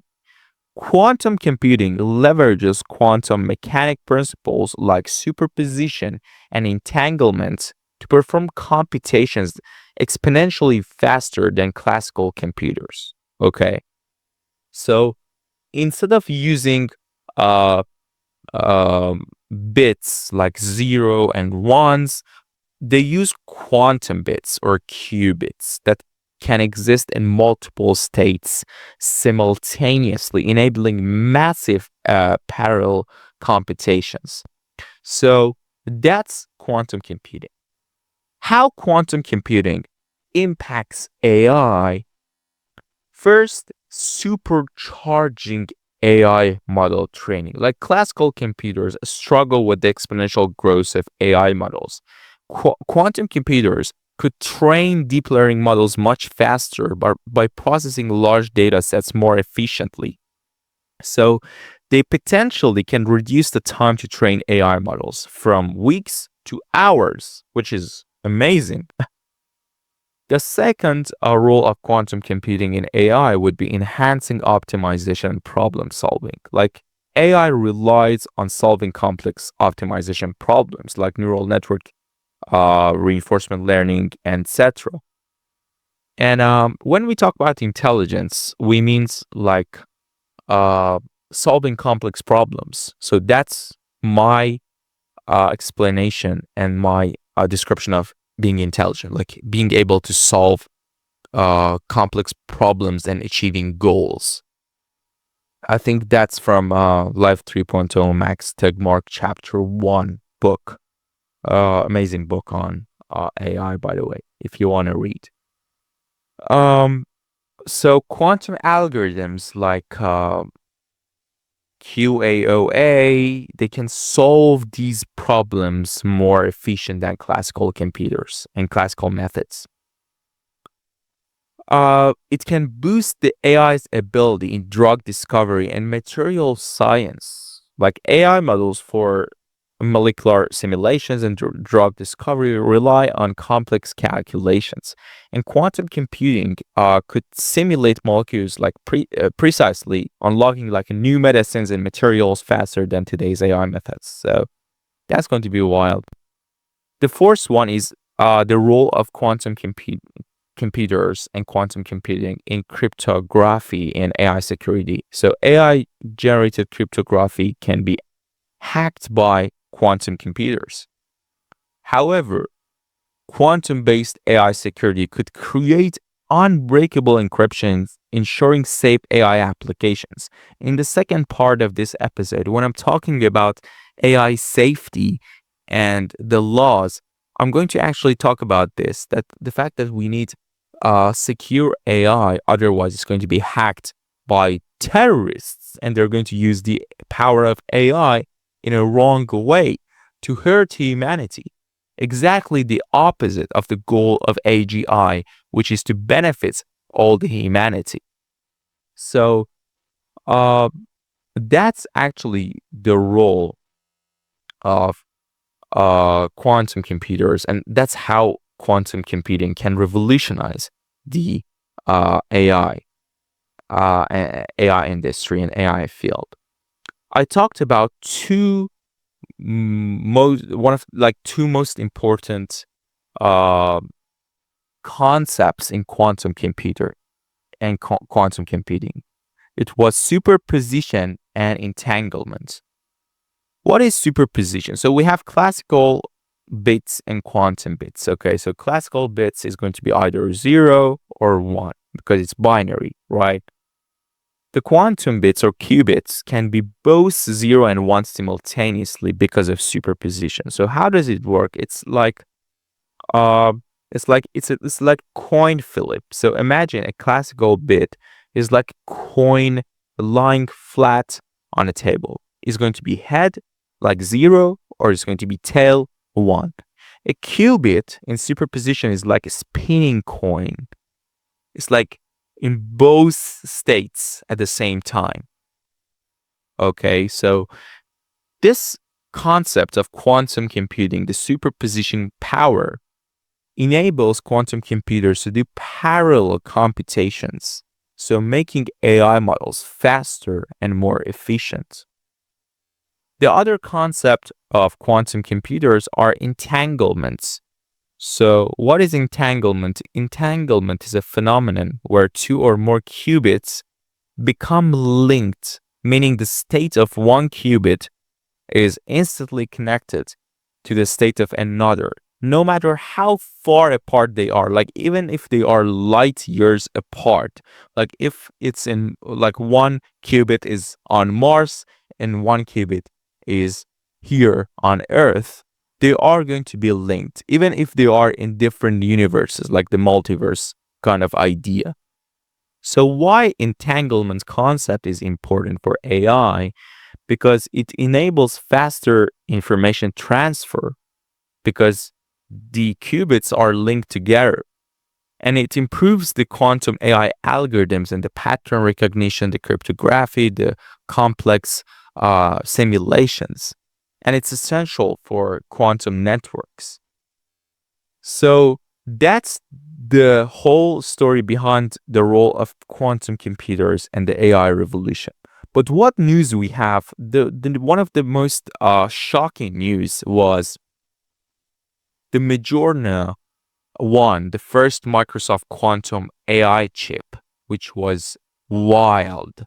Like this chip was wild. I think it's the first quantum computing chip from Microsoft. I didn't even know Microsoft had had been working on quantum computing chips. I knew that Google has been working on quantum. I think they released one chip in January, but I didn't know about Microsoft. Like that was so that was developed in silent, man. So the Midjourney superposition and the stability is kind of wild. And there is an interview which is from Satya Nadella, the Microsoft CEO, talking about the power of AI and the quantum computing to generate synthetic data to train better models for complex fields like physics and chemistry. So Deepo, please pull that up. I think it's a 37-second video from Microsoft CEO. Let's hear it. One of the things that we've started doing is really using AI as the emulation engine, but you can then train. So the way I think of it as, if you have AI plus quantum, maybe you'll use quantum to generate synthetic data that then gets used by AI to train better models that know how to model something like chemistry or physics or what have you. And these two things will get used together. So even today, that's kind of effectively what we're doing with the combination of HPC and AI. And I hope to replace some of the HPC pieces with quantum computers. Wow. So you're trying to actually gradually replace the HPC with the quantum computers. So that's kind of wild. Elon's response on Twitter to Microsoft CEO quantum computing chip was kind of positive. Deepo, if you can pull that screenshot of Elon Musk's reaction to another post. He's saying more and more breakthroughs with quantum computing, and he mentioned Midjourney and Microsoft CEO. So Microsoft is claiming that this chip is the chip that we need to scale, and we're going to scale it in the next 3 to 5 years. It's not going to be 10 to 15 years, because there was a conversation that Jensen Huang talked in CES 2025, and he talked about the fact that we can't use quantum computers now, and they are 10 to 15 years minimum away, because we need classical computers for error detection. So that's why we can't just use quantum computing now. And that's why it's actually led to the crash, I think, of D-Wave stock price, one of the players in the quantum computing, by I think 37 to 39% crash in D-Wave's stock price and stock price. Yeah. So at the same time, Bill Gates said, maybe Jensen is wrong. Maybe we can do that in 5 to 10 years, like 5 years maybe.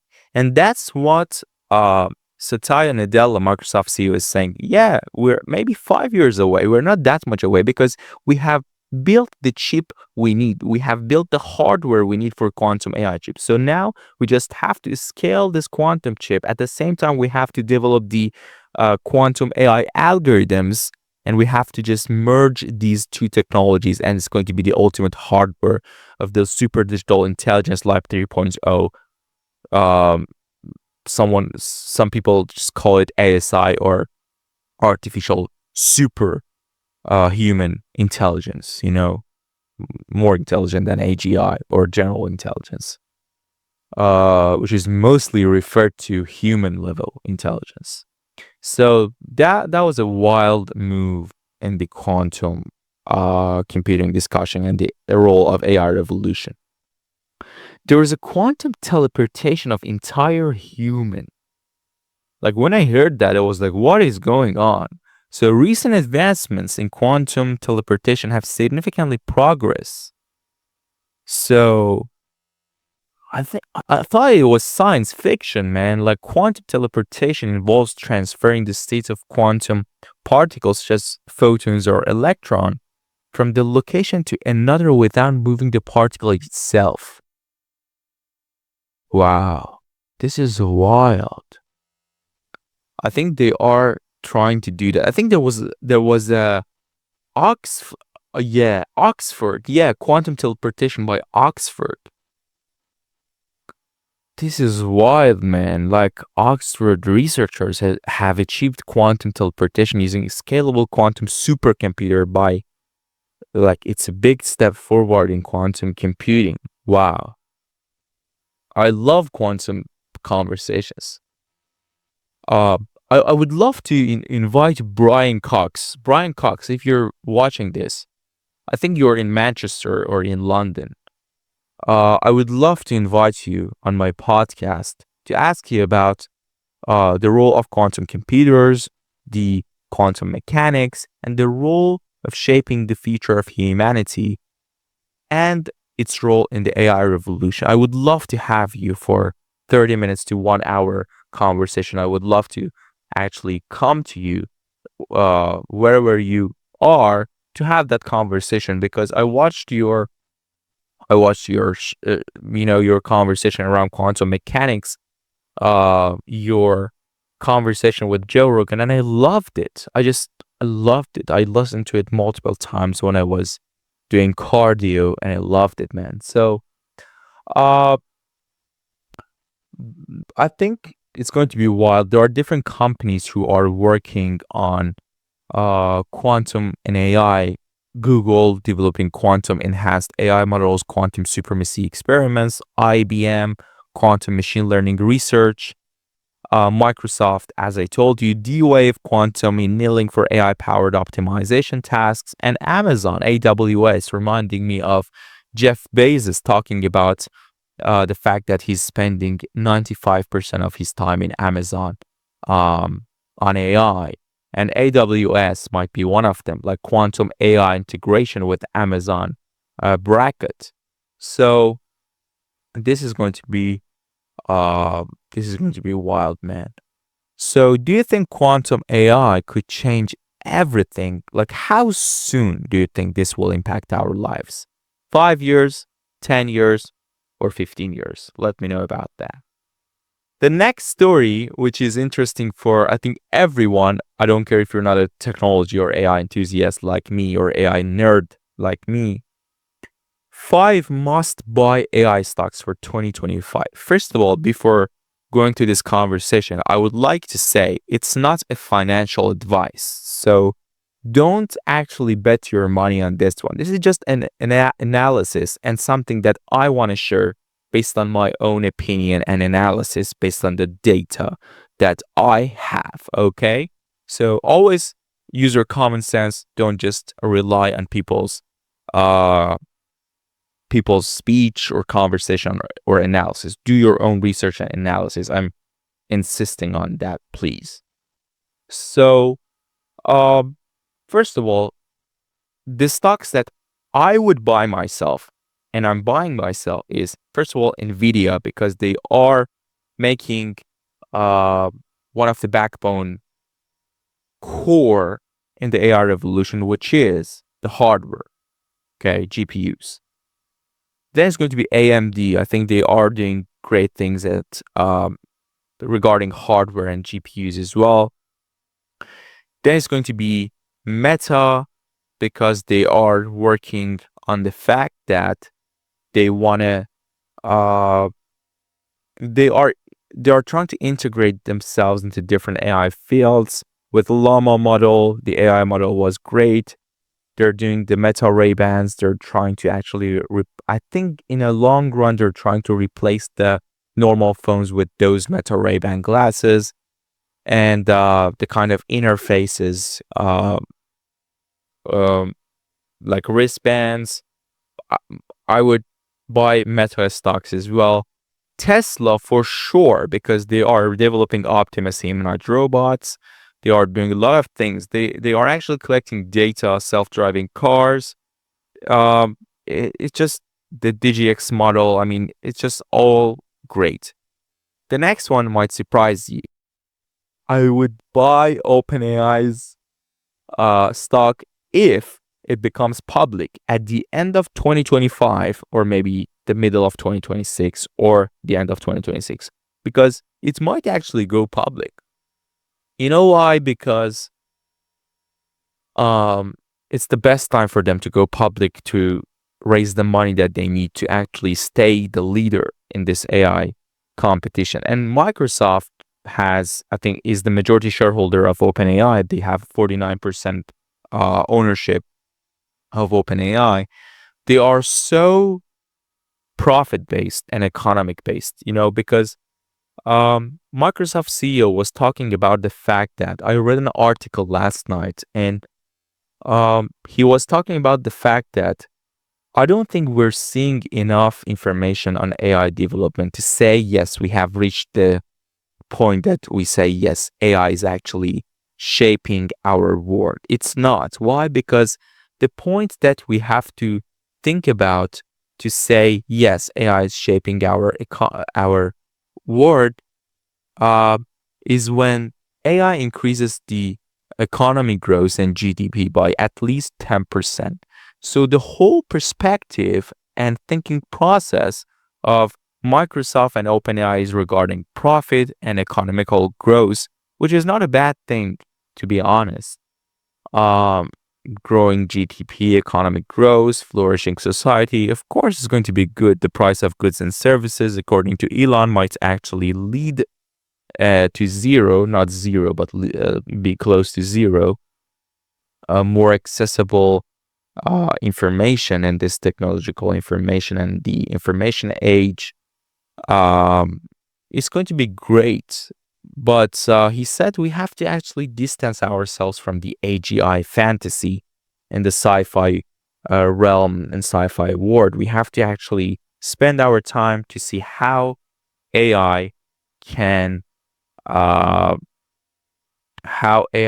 actually lead to economic growth over time. So that's why OpenAI probably is going to be public in the next 2 years, I would say.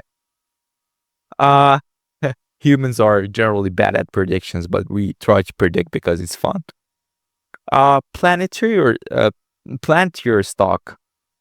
I think planetary stock is going to be good to buy, but at the same time they experienced a plunge. Depot, if you have the planetary stock plunged picture and the diagram, you can see that the stock plunged. Why? Because their main client is B2G, which means government contract.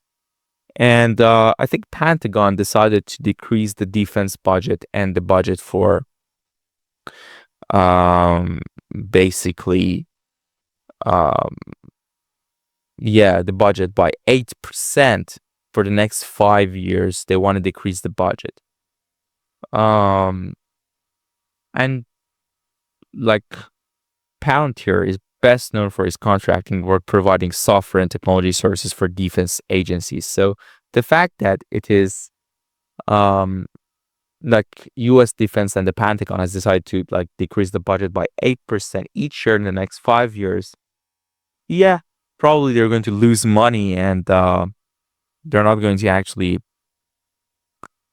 be good to buy for short term. But in the long run, I think countries are going to distance themselves and are going to actually position themselves around the AI role in like the kind of weapons and defense technology and military assets. So in a long run or mid term, I would buy Palantir myself. But the stocks I want to tell you to focus on are the quantum computing companies. So IBM, Alphabet, Nvidia, Amazon, and the quantum computing stocks like D-Wave Quantum, Quantum Computing, INC, IONQ, RIGETTI Computing, INC. So those are the ones that I want to say you have to actually think about those quantum computing stocks. Why? Because as I said, quantum computing is going to be widely used in AI in the next 5 to 10 years. So it's a long-term investment for everyone, in my opinion. I might be wrong, but in my opinion, it's a good investment. Yeah, and I talked about Palantir and the defense budget as well. By the way, did you know the Palantir, one of the Palantir founders, Peter Thiel, from PayPal Mafia, and the one who wrote 0 to 1 book, my favorite book on startups. This changed my life and my journey as well. I'm going to talk about that later to you audience. A great audience, by the way. Thank you for your support as well. But I think it's going to be a long-term investment for Palantir as well. So which AI stocks are you betting on for 2025? Comment your pick below so we can discuss and debate on those picks. The next story is about AI hyperscalers. Big tech stock boom explained. So first of all, what is hyperscaler? Hyperscaler refers to large-scale cloud service providers that build massive computing infrastructure to support high-demand applications like AI, big data, cloud computing, and that's what I mean by hyperscaler. Okay, there is a diagram, Depot. If you can pull that diagram up, it's about it shows that Microsoft, Alphabet, Meta, Amazon, Oracle funded $197 billion into AI infrastructure in 2024, with projection indicating continuous growth. If you can pull that diagram up here, this is wild. Like, I mean, I think I talked about AI growth in the first episode, and I predicted that there are going to be more investments in the AI revolution as we go. Because Meta, Microsoft, Amazon, and Google are expecting to spend like the accumulation of $325 billion capital expenditures and investment in 2025, driven by a continued commitment to building out artificial intelligent infrastructure. So this is like 46% increase from $223 billion spending in 2024, which was reported. There are some private investments as well, which are not reported, but the reported one. 46% increase by now. It's just so huge. But there's a discussion on the return and the payoff, because there's an uncertainty surround the timeline for the payoffs, like along with ongoing debate about whether such high levels of spending are truly justified. Like, it refers to basically the first AI winter, which people decrease, they decrease the funding because they didn't actually get that much than they expected, from the AI development. So I don't think, like, as I said, OpenAI is making profit per token of API. Not sure about the subscription plans, but when it comes to making profit and choosing money versus control power of the world, human instinct always chooses power. They love to have control. We as Homo sapiens, as human beings, we love to have control over things. Like, imagine yourself, a simple example, you don't have control of your sleep hours, and you hate yourself. When you have control over people, when you have power, and when you want to choose money and power, and of course power comes with having money, but not all the time. For example, like Mark Cuban is a billionaire, but it's not powerful at the moment, but we have like Kevin O'Leary, who is more powerful politically now because the way he has positioned himself. So these are not exclusively independent parameters, power and money. But at the same time, although they are related, when it comes to choosing one, human beings choose control and power over money, because they see the long-term advantage of having the most powerful AI, so you can control the world, you can rule the whole world, and that's when it comes to politics. So that's my takeaway. I don't think it's going to be AI winter or the third AI winter, because we're going to see a lot of economic growth as well at the same time for AI. So big tech is going all in on AI. Who will dominate? Like Google, Microsoft, XAI, Alphabet, Scale AI. Like, let's debate on this one. And always share your opinion, whatever you want to say. It's a free speech platform, by the way. The next story is about ChatGPT 5 unveiled OpenAI roadmap and costs. So OpenAI roadmap to GPT-5, I think Sam Altman said, and he has confirmed that the model that is going to come soon is going to be GPT 4.5 and then GPT-5.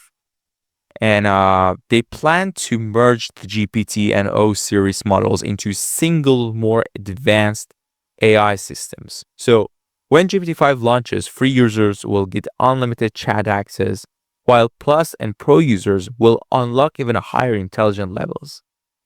So there's no exact release date here, but Sam Altman hinted it's just like weeks or months away.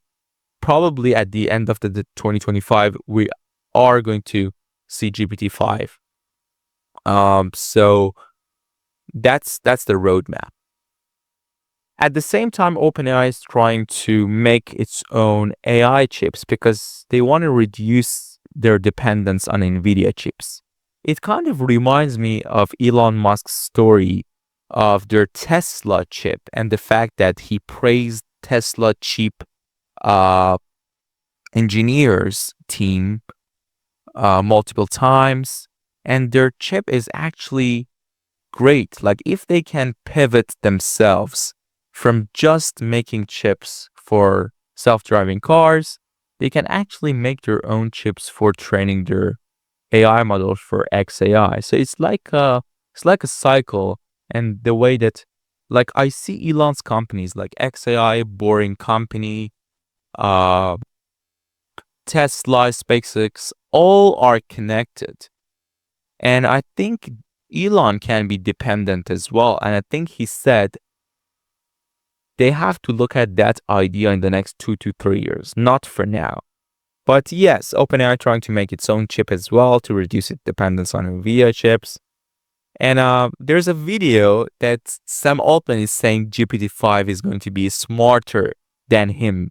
And he's asking the audience, do you think GPT-5 will be smarter than you or not? And the audience reaction was great. So, Deepo, if you can pull that video up of Sam Altman asking audience about GPT-5. Let's hear it. How many people feel smarter than GPT-4? Okay, how many of you think you're still going to be smarter than GPT-5? I was expecting more hands here.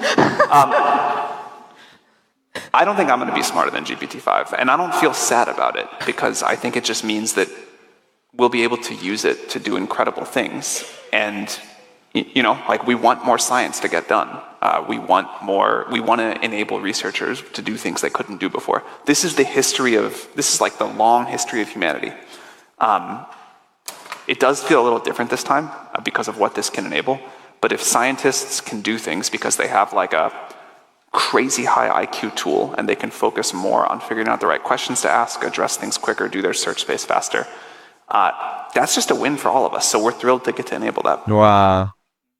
Yeah, so from and those two people that said smarter than GPT-5, I would like to hear back from you in a little bit of time. Wow, that's good. Yeah, GPT, I mean, the average IQ of GPT-4, I think now is 156, which is way higher than the average IQ of people. But GPT-5 is going to be wild, man. Like, this is going to be wild. Like, are you excited for ChatGPT-5? And is it worth the cost or not? Let me know about that. The next story is not a news story. It's a story that has been going on for a while. Elon versus OpenAI, $97 billion showdown safety scandal. So Elon made an offer, $97 billion to buy OpenAI. And Sam Altman said, no, thank you. OpenAI is not for sale, and OpenAI's mission is not for sale. And the board of directors have to actually decide for that.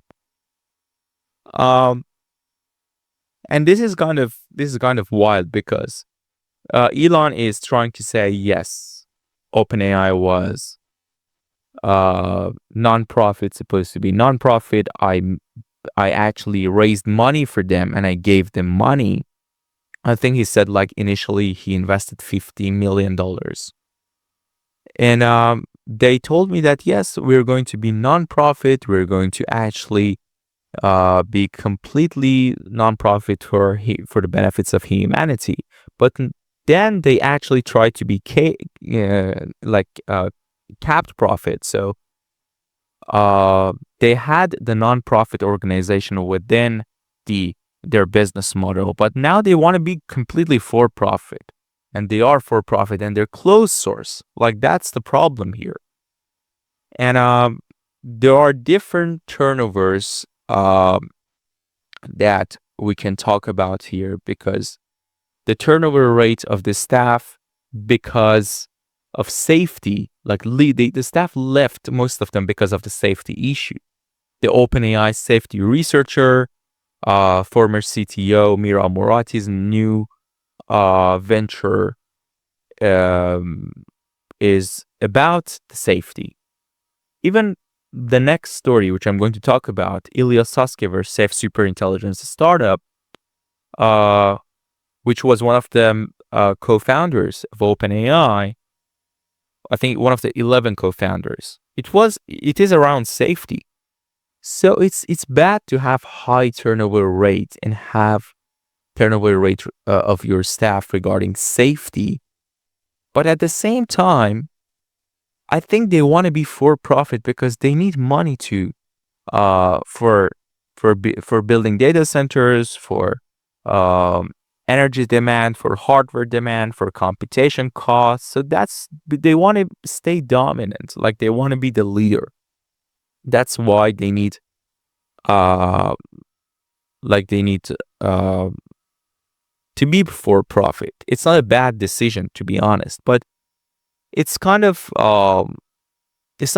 it's not an honest move to do that. Like it's like being altruist. Like Sam is trying to not explaining himself, but sometimes you have to explain to people, like, hey, that's why we are trying to be for profit. Like that's why.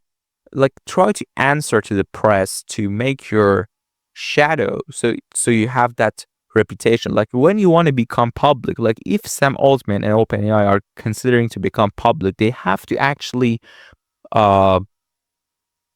keep their reputation high if they want to actually raise money from the public in the next 2 years. So that's my takeaway. At the same time, I think I have released a video completely about this issue, OpenAI versus Elon.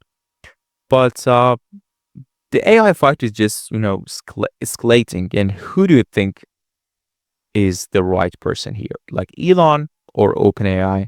I'd love to hear from you in the comment section as well. The next story is about Ilya Sutskever, safe superintelligence startup. He served as OpenAI's chief scientist and played a key role in breakthroughs, left the company in May 2024, shortly after he announced the launch of his own startup, like safe superintelligence. So the company has raised $1 billion at a $500 billion valuation, largely based on Sutskever's reputation as a scientific force behind OpenAI's advancements. And I think the valuation is going to be wild. They haven't built something like they haven't built any product. They're just trying to hire scientists and different AI researchers and AI experts regarding the safety issues. At the same time, there's another story of Mira Murati, a new venture, a bold AI startup. I think Mira Murati move was kind of huge. Like she wants to build her own startup. I don't know like what's her startup is about. I think she's bringing like some serious talent with her, like a lot of people from Mistral AI, the startup from Europe that I talked about, Meta. They want to actually focus on safety as well. So it's a bad look for OpenAI. Like everyone is leaving OpenAI talking about safety issues, like, or maybe something is going on. Like they're not caring about safety. That's why everyone is talking about safety. Like that's another perspective on that. So do you think like Ilya Sutskever startup reshapes AI safety, and at the same time Mira's move could be huge? Like, do you think she'll build the next OpenAI or not? Drop your predictions below. The next story is on Elon's AI game studio, making games great again. AI has been used in different games like Red Dead Redemption 2, I think the next GTA is coming out. One of my friends told me the next GTA is coming out this year. I think AI is going to play a key role on that game as well. At the same time, XAI startup is trying to develop a AI game studio, so they want to make games great again. They're using Trump's slogan for election all over the place, like MAGA, make America great again. Mega, make Europe great again. Or make like Germany like great again. Or making the games great again. Like this is the Elon is using a lot of they're transferring their way of communication, Trump and Elon. Both are funny, man. So the AI simulations, AI avatars, the way that the virtual reality is going, the quality of games are wild. Like the simulations are so realistic, and it's transforming the AI, the game industry. And I think Nvidia CEO Jensen Huang talked about it in one of his interviews. I think it was an interview, 15 minutes interview with Bloomberg after CES 2025, and he talked about the way that the gaming industry is going to be revolutionized in the next 10 years because of AI. At the same time, the RTX Blackwell was amazing. Like for just the gaming is going to be wild. At the same time, like the VR from Apple, the Meta Ray-Ban glasses, all those interfaces is going to be great as well regarding the development of AI gaming industry. So, would you play an AI-powered game by Elon or not? That's the main question here.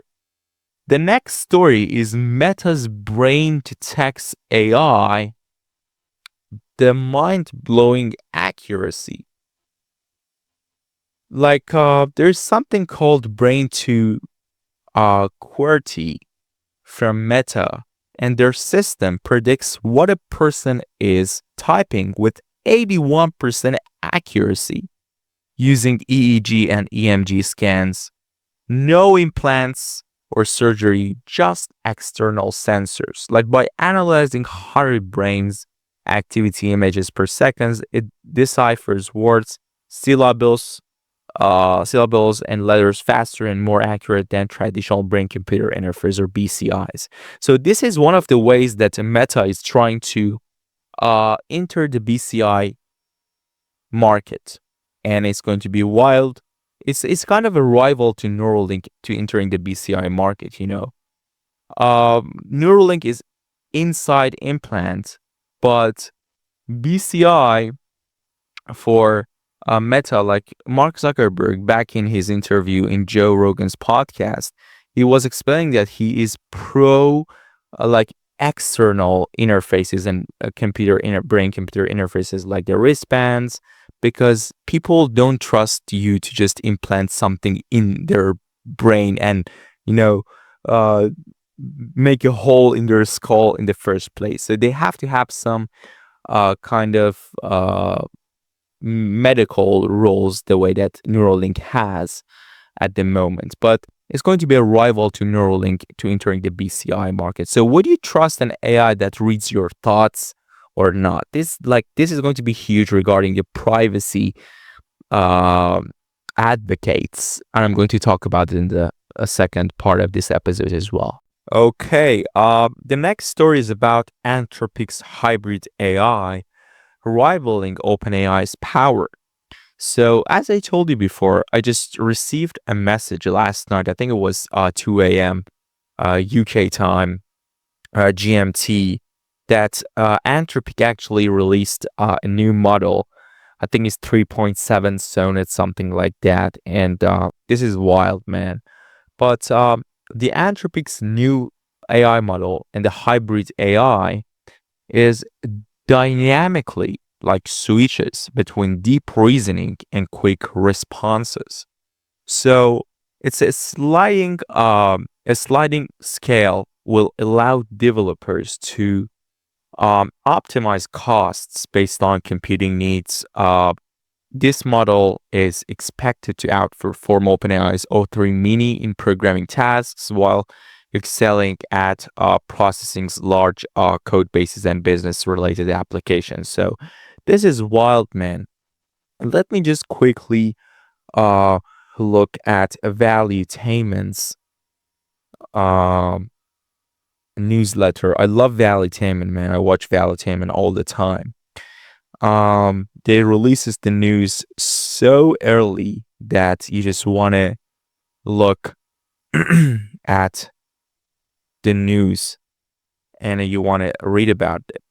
So this is what, like, the new hybrid models, which switches between reasoning and at the same time, like it switches between reasoning and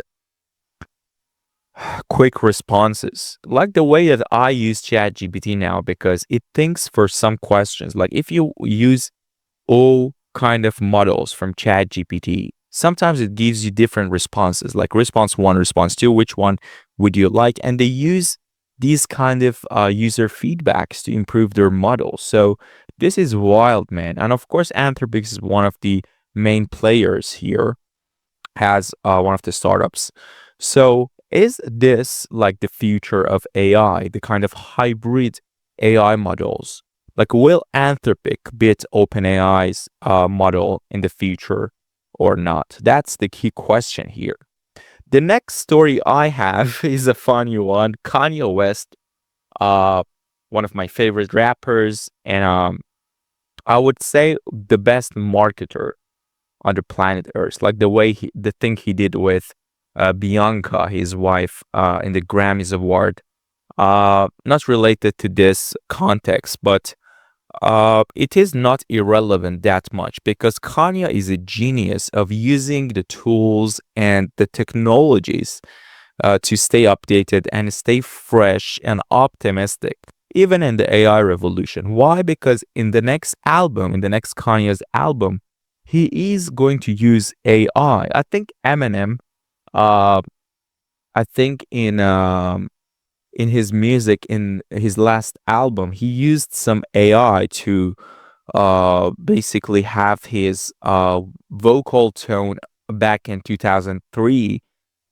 So the artists like Kanye West or Eminem, those who are optimistic about future, and they try to leverage these AI tools, even in the art space, to basically outperform the others who don't use AI in their work. So, for example, like those who are pessimistic, usually in the privacy advocate conversation, like Scarlett Johansson, I think she called for a ban on deepfakes. And of course, like I think there should be a trademark for to differentiate like the deepfakes and to differentiate the AI generated videos, the way I think we have with YouTube platform. Like if I use AI in YouTube to generate something that isn't actually real in the real world, I have to trade it as I have to use a trademark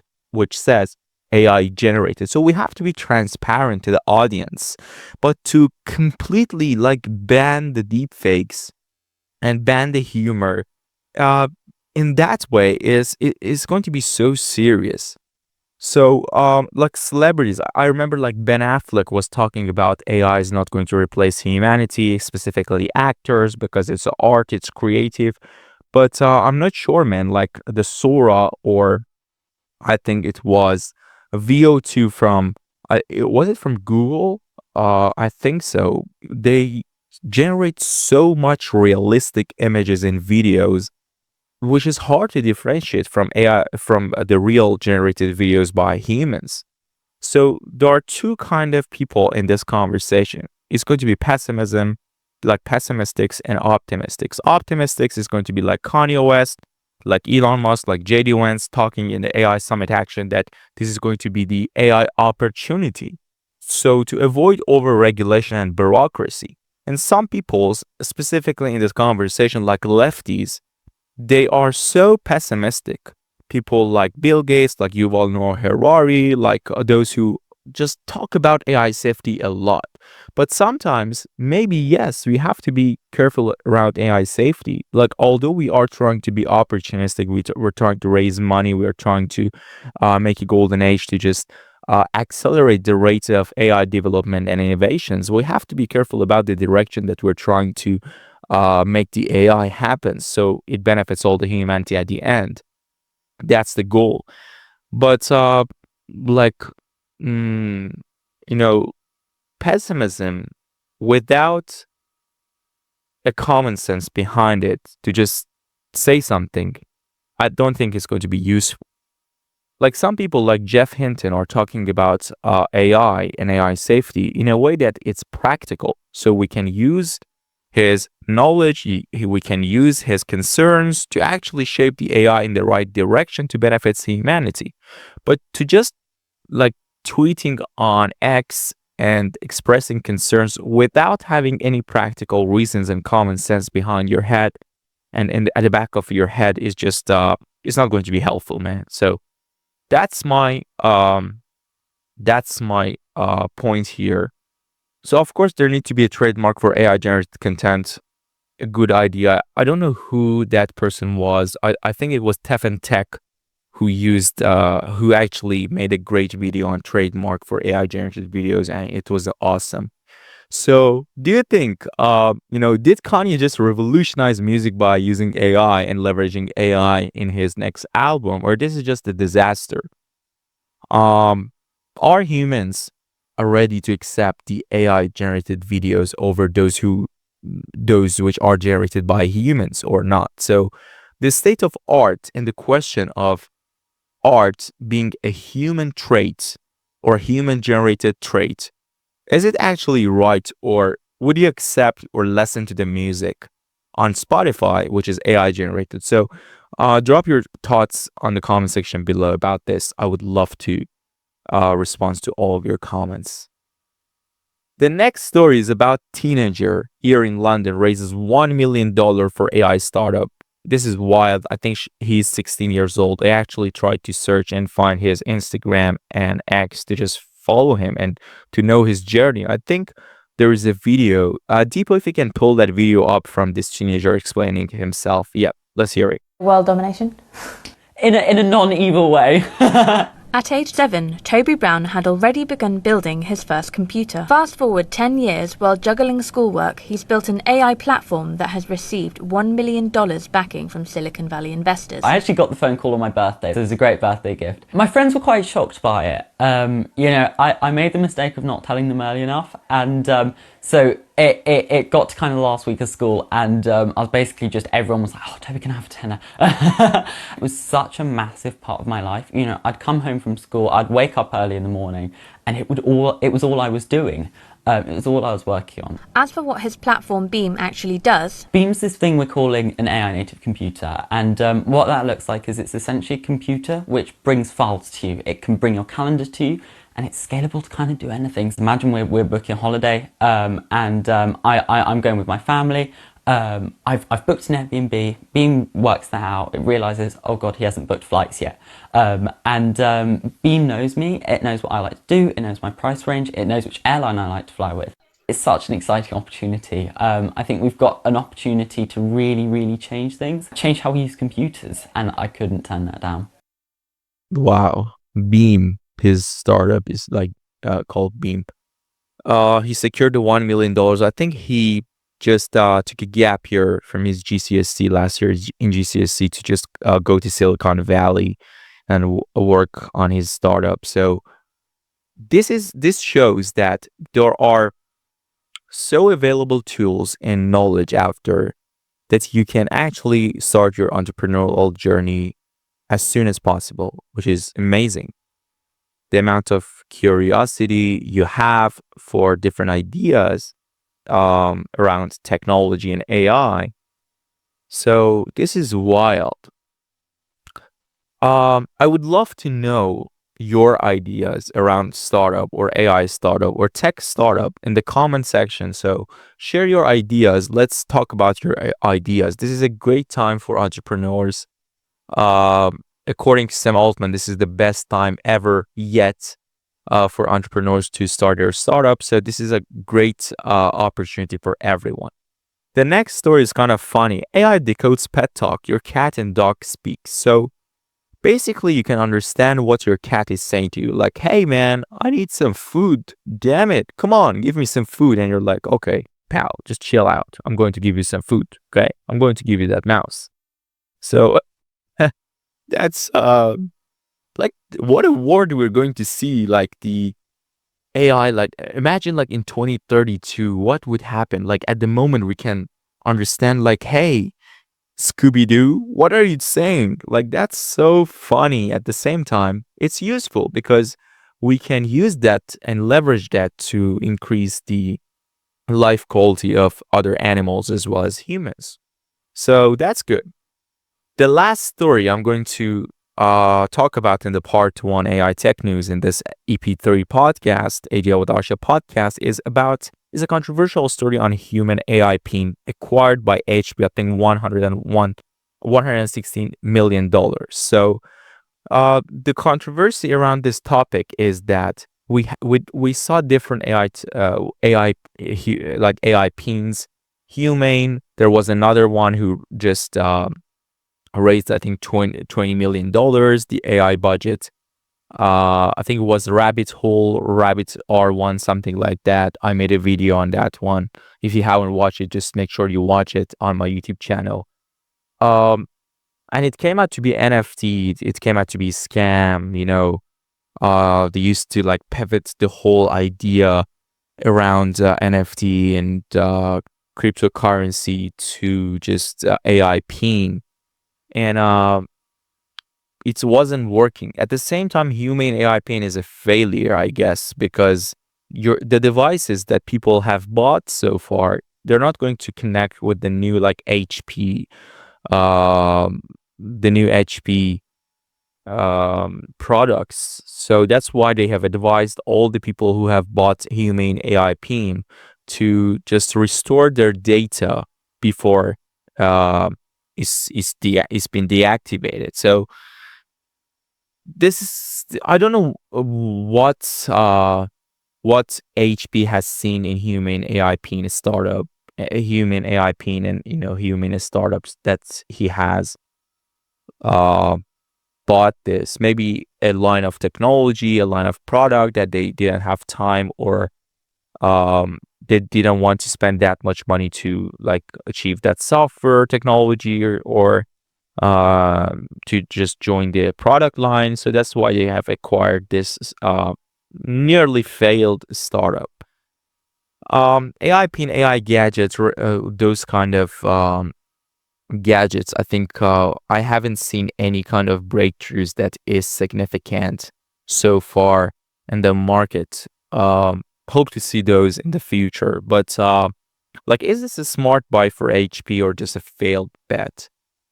Just share your ideas on that one. So that was the whole news we had. A lot of news came out, and that was the first part of EP3 AGL with Arshia podcast. I'm going to go to AI philosophical aspects for part 2, but before that, make sure you subscribe to the channel. Grab a cup of coffee if you're a coffee person like me, or some people just prefer tea. They don't want to like high caffeine in their blood. So just grab something, snack or something, because we are going to look at philosophical aspect. We're going to discuss different things around AI in the lens of philosophy in this part of the episode. So first of all, I want to talk about the breakthroughs of AI.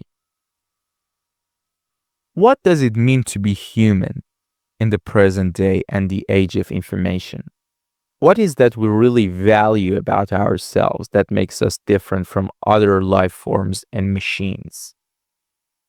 If you ask someone this question, they might answer by saying we are resilient. Like Elon always say, we are a willpower. Human beings are willpower. Of course, AI will, we're going to pass singularity the moment that AI will surpass the human intelligence, but humans are going to survive because we are an interesting part of the universe and we're going to be a source of willpower. That's what Elon says. Some people say we are creative, but I think AI is creative as well. Some people mentions other traits and human traits as well. But there has been some breakthroughs in the AI revolution throughout history that I call HS or holy shit moment. Like, wow, that was wild. We didn't expect that. So we didn't expect that from an AI. The first one was deep reinforcement learning agents, like the DeepMind AI systems that they learned to play computer games.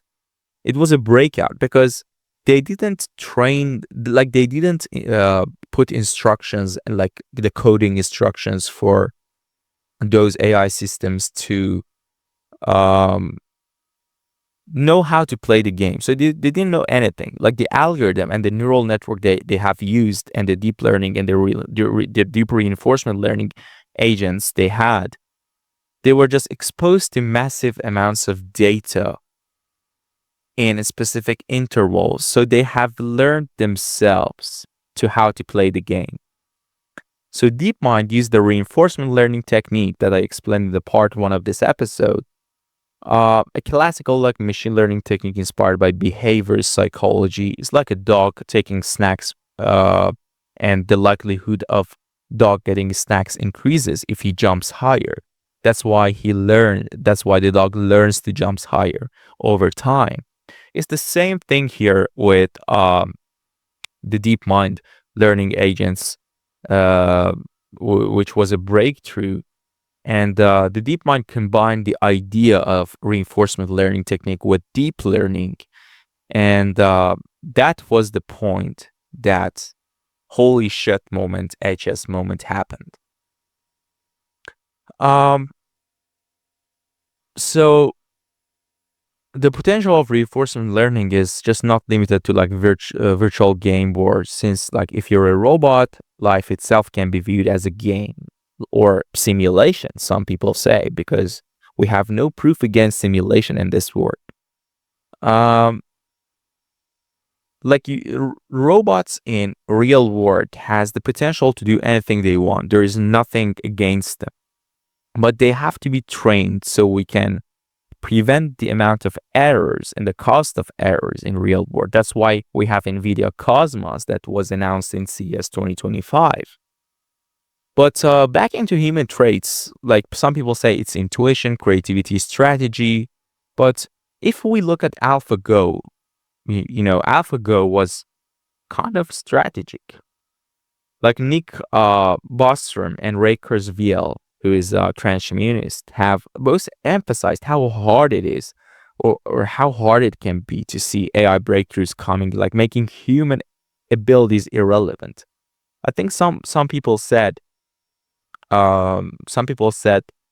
industrial revolution made human forces and labor forces irrelevant, and AI revolution is going to make human intelligence irrelevant, and that might be true.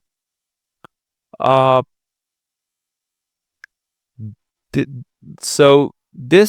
AlphaGo was one of the breakthroughs and one of the holy shit moments that we saw regarding the AI revolution.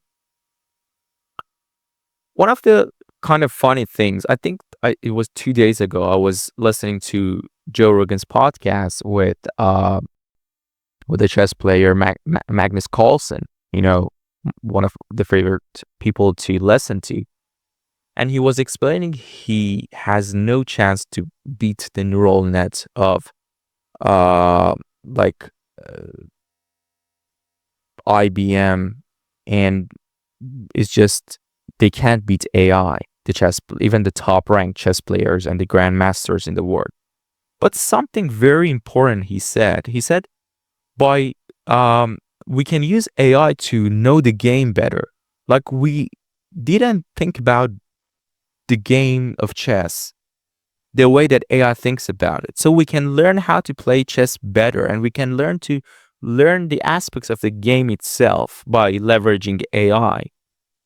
So that's a kind of opportunistic and optimistic perspective to look at AI, even when chess is basically, has beaten, like, since 1997, Gary Kasparov was beaten by AI, but still they are learning new things about chess because they're using AI.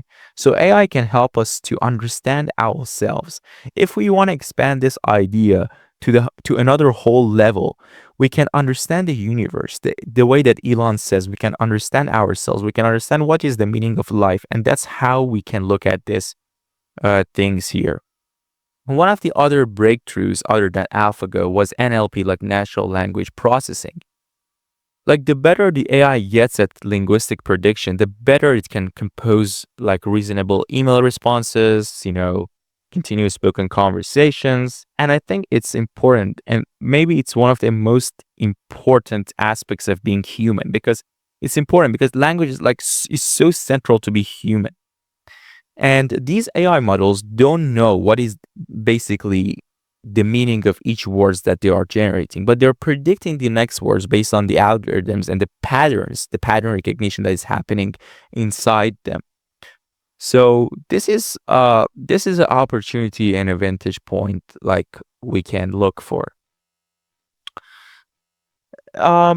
If we look at bugs versus robust AI, if we look at history, why humans, when humans in the history, they invented fire and they made mistakes with the fire, they burned themselves, they messed up, then they invented fire exit and fire alarm and fire department.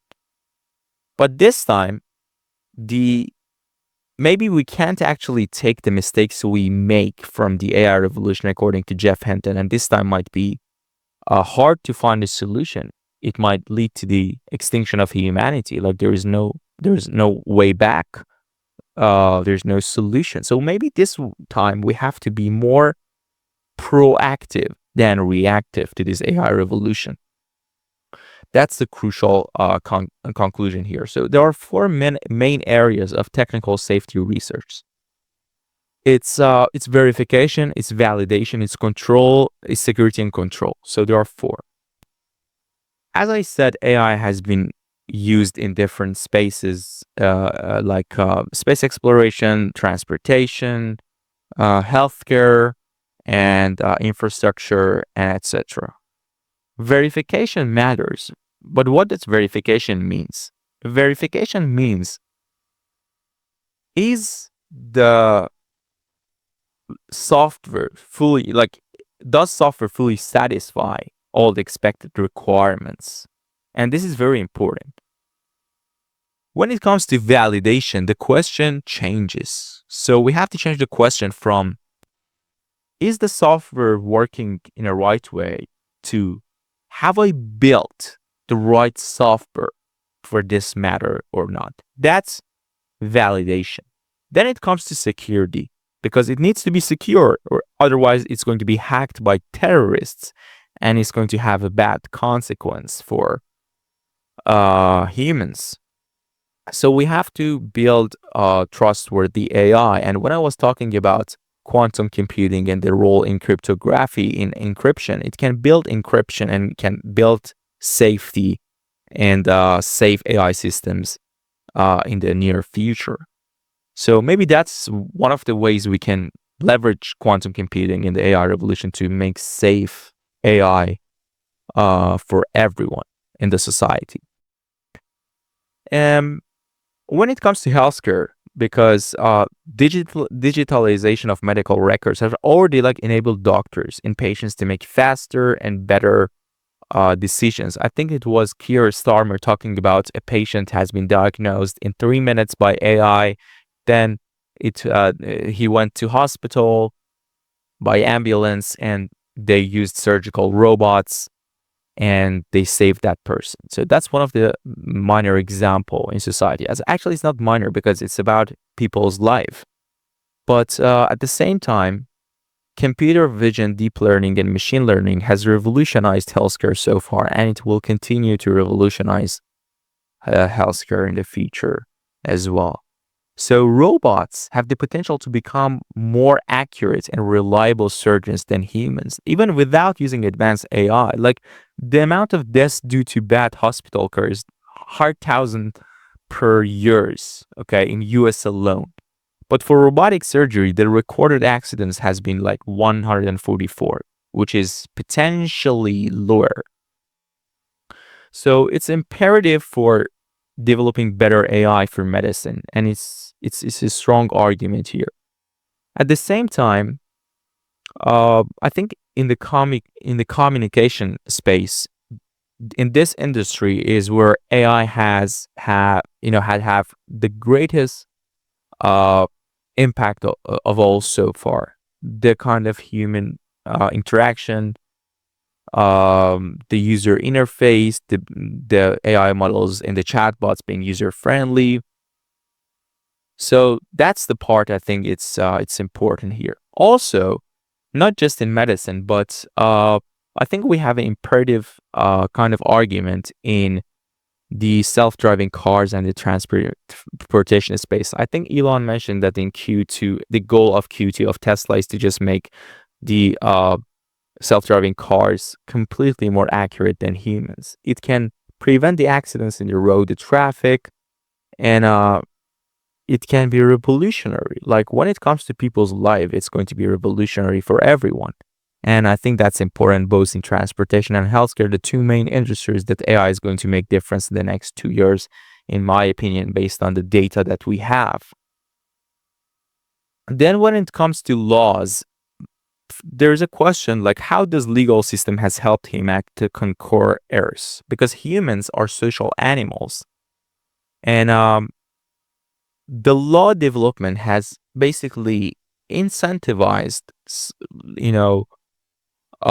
has incentivized us to basically conquer Earth, and it has facilitated this like cooperation between human beings with different ideas and different debates and arguments. But how AI can help us regarding like legal and governance system? It can enable us to cooperate more successfully. But at the same time, when we talk about like what are the first associations at the moment now in 2025 in February that came to mind when thinking about the court system? Lengthy delays, high costs, occasional injustice. So wouldn't it be wonderful if it was efficient and fair? Of course, that's the idea of robo judges, like using robo judges and integrate them into our legal and governance system in the next 4 years under Trump's administration. What are the benefits of robo judges? It eliminates human biases that are accidental rather than intentional. It has sufficient time to explore all details of the case. It can go through different cases, and it has basically unlimited memory and capacity. So, which is impossible for human judges, based on the limitation of the time and the human memory. So, the robo judges can be more efficient, but there are counter arguments for robo judges. Like, what if robo judges have bugs or get hacked? It reminds me of 2020 US election and the Russian hoax kind of thing that Elon mentioned multiple times. And back in 2024 US election, Elon said, please go and vote physically and personally. Although we are in a technological golden age, but I'm begging you to go and vote physically. Why? Because it just got hacked back in 2020. Potentially, and there was a Russian hoax there. There has been a lot of arguments and debates over that conversation.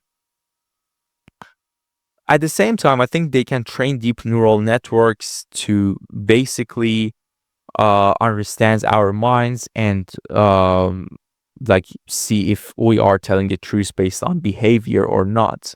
But at the same time, what if the system finds that some races are linked to the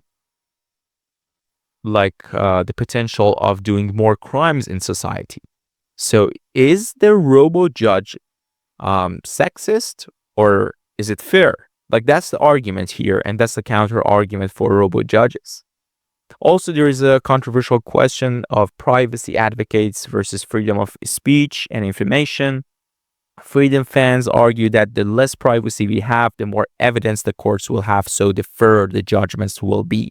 At the same time, the privacy advocate says, okay, but what if they use like the information against the people, and they became like the surveillance like state, and there's a risk of this surveillance state using our information against us and turning into a totalitarian dictatorship.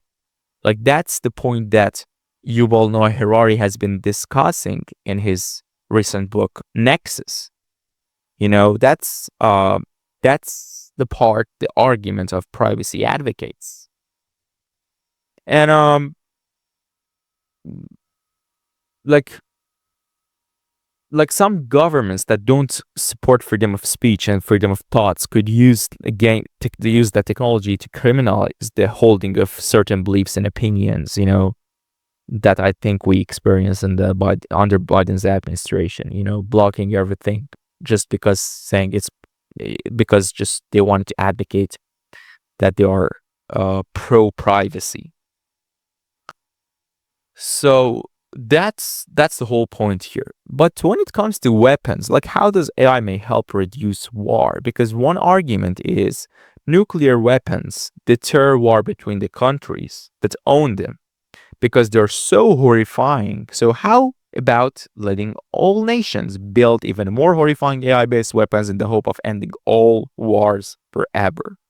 And one perspective is that future wars are inevitable, so just let's make them more humane. Like, if the wars consist merely of machines fighting machines and no human soldiers or civilians get killed. But there is a conversation around the fact that a human should be always in the loop, and there's a great history around this, because during the Cold War that was between USA and the Soviet Union, basically a capitalist democracy and a communist dictatorship, and I think it was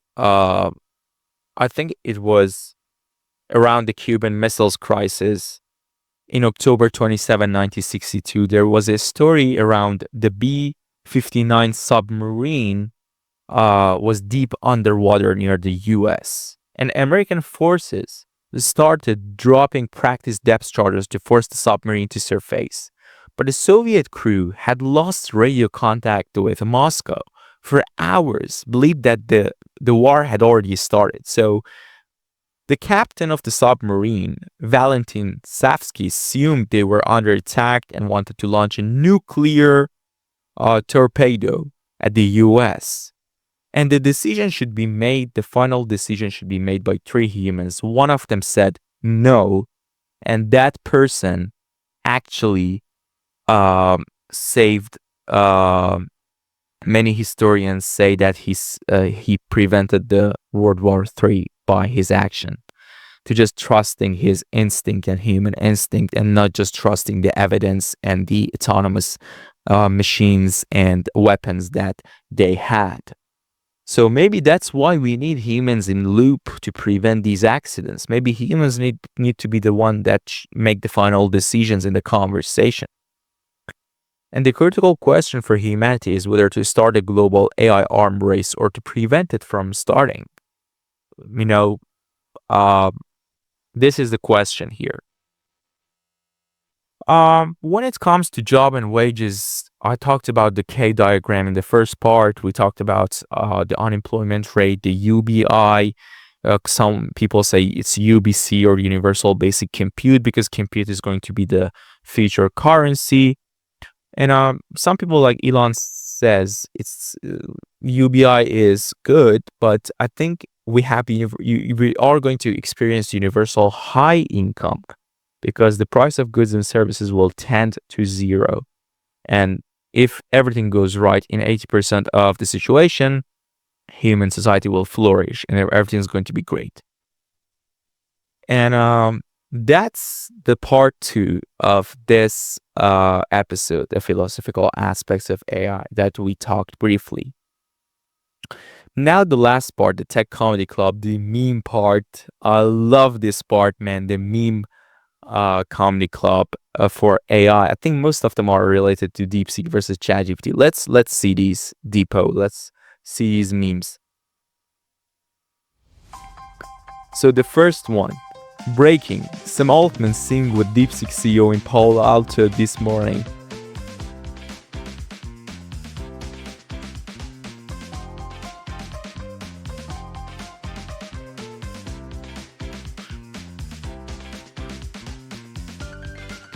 Oh my god, that was funny. The next one is 3 dragons. DeepSeek from China, USA has GPT, XAI, Meta AI, and Europe has nothing.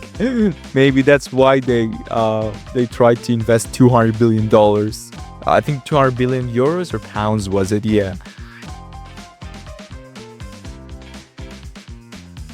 DeepSeek versus OpenAI in 30 seconds. Okay, this one is this one is Thor from Avengers, one of my favorite Avengers, besides of course the Iron Man. I love Iron Man. Captain America as well.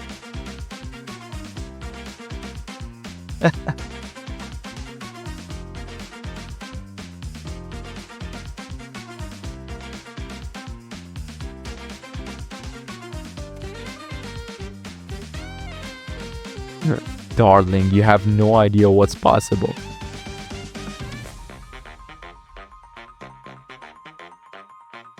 It's open source, man. Okay. This one. Oh, Kevin Hart, my favorite comedian, man. I love him. DeepSeek just made Nvidia look like it's overpaying for AI.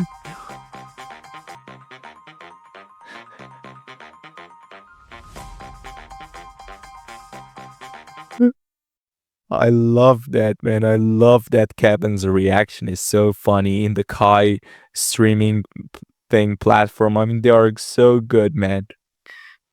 Wow, that was wild. I think there was a joke that the first AI that lost its job to another AI was ChatGPT.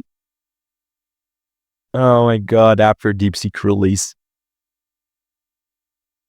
Okay, ChatGPT, DeepSeek, and Europe has nothing. Me getting comfortable with DeepSeek.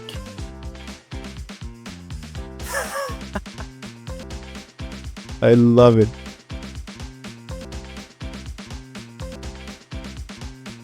Okay.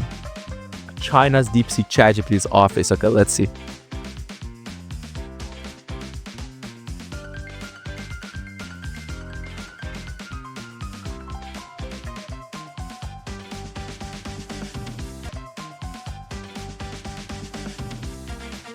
Okay, ChatGPT, billions in investments, thousands of developers, years of work. DeepSeek, a bunch of developers doing a side project with $1.5 million. ChatGPT.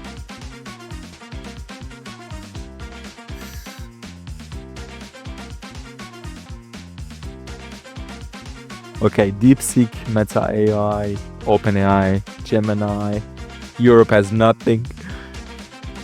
It's not right. They have Mistral AI, one of the startups. They are doing great.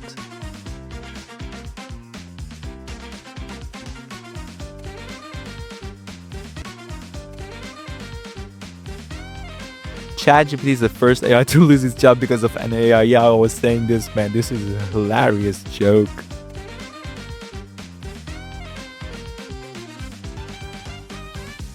How Nvidia employees acting. So yeah, Nvidia employees, biggest market loss in history. Nvidia stock shits nearly 600 billion as DeepSeek shakes the world.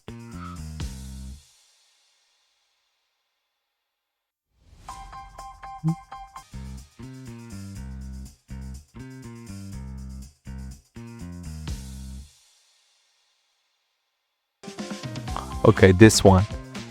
DeepSeek and Nvidia.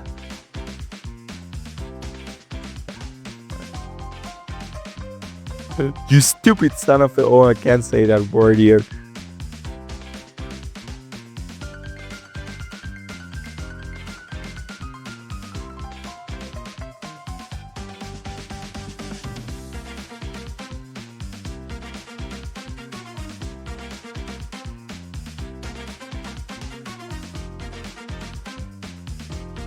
Me looking at my Nvidia position today. Oh, mom, that was me.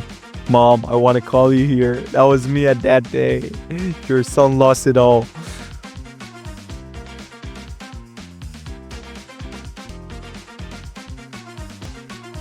The US stock market loses $1 trillion in a single day after the launch of the Chinese AI platform DeepSeek. Stock market GPT China. Oh my god, this from this is wow, this is Tom Shelby.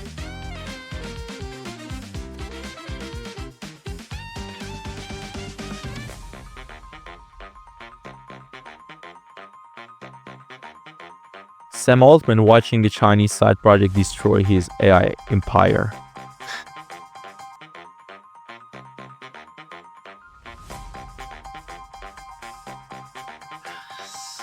Next one. After overtaking ChatGPT on app stores download rankings, China's DeepSeek AI get hit with large-scale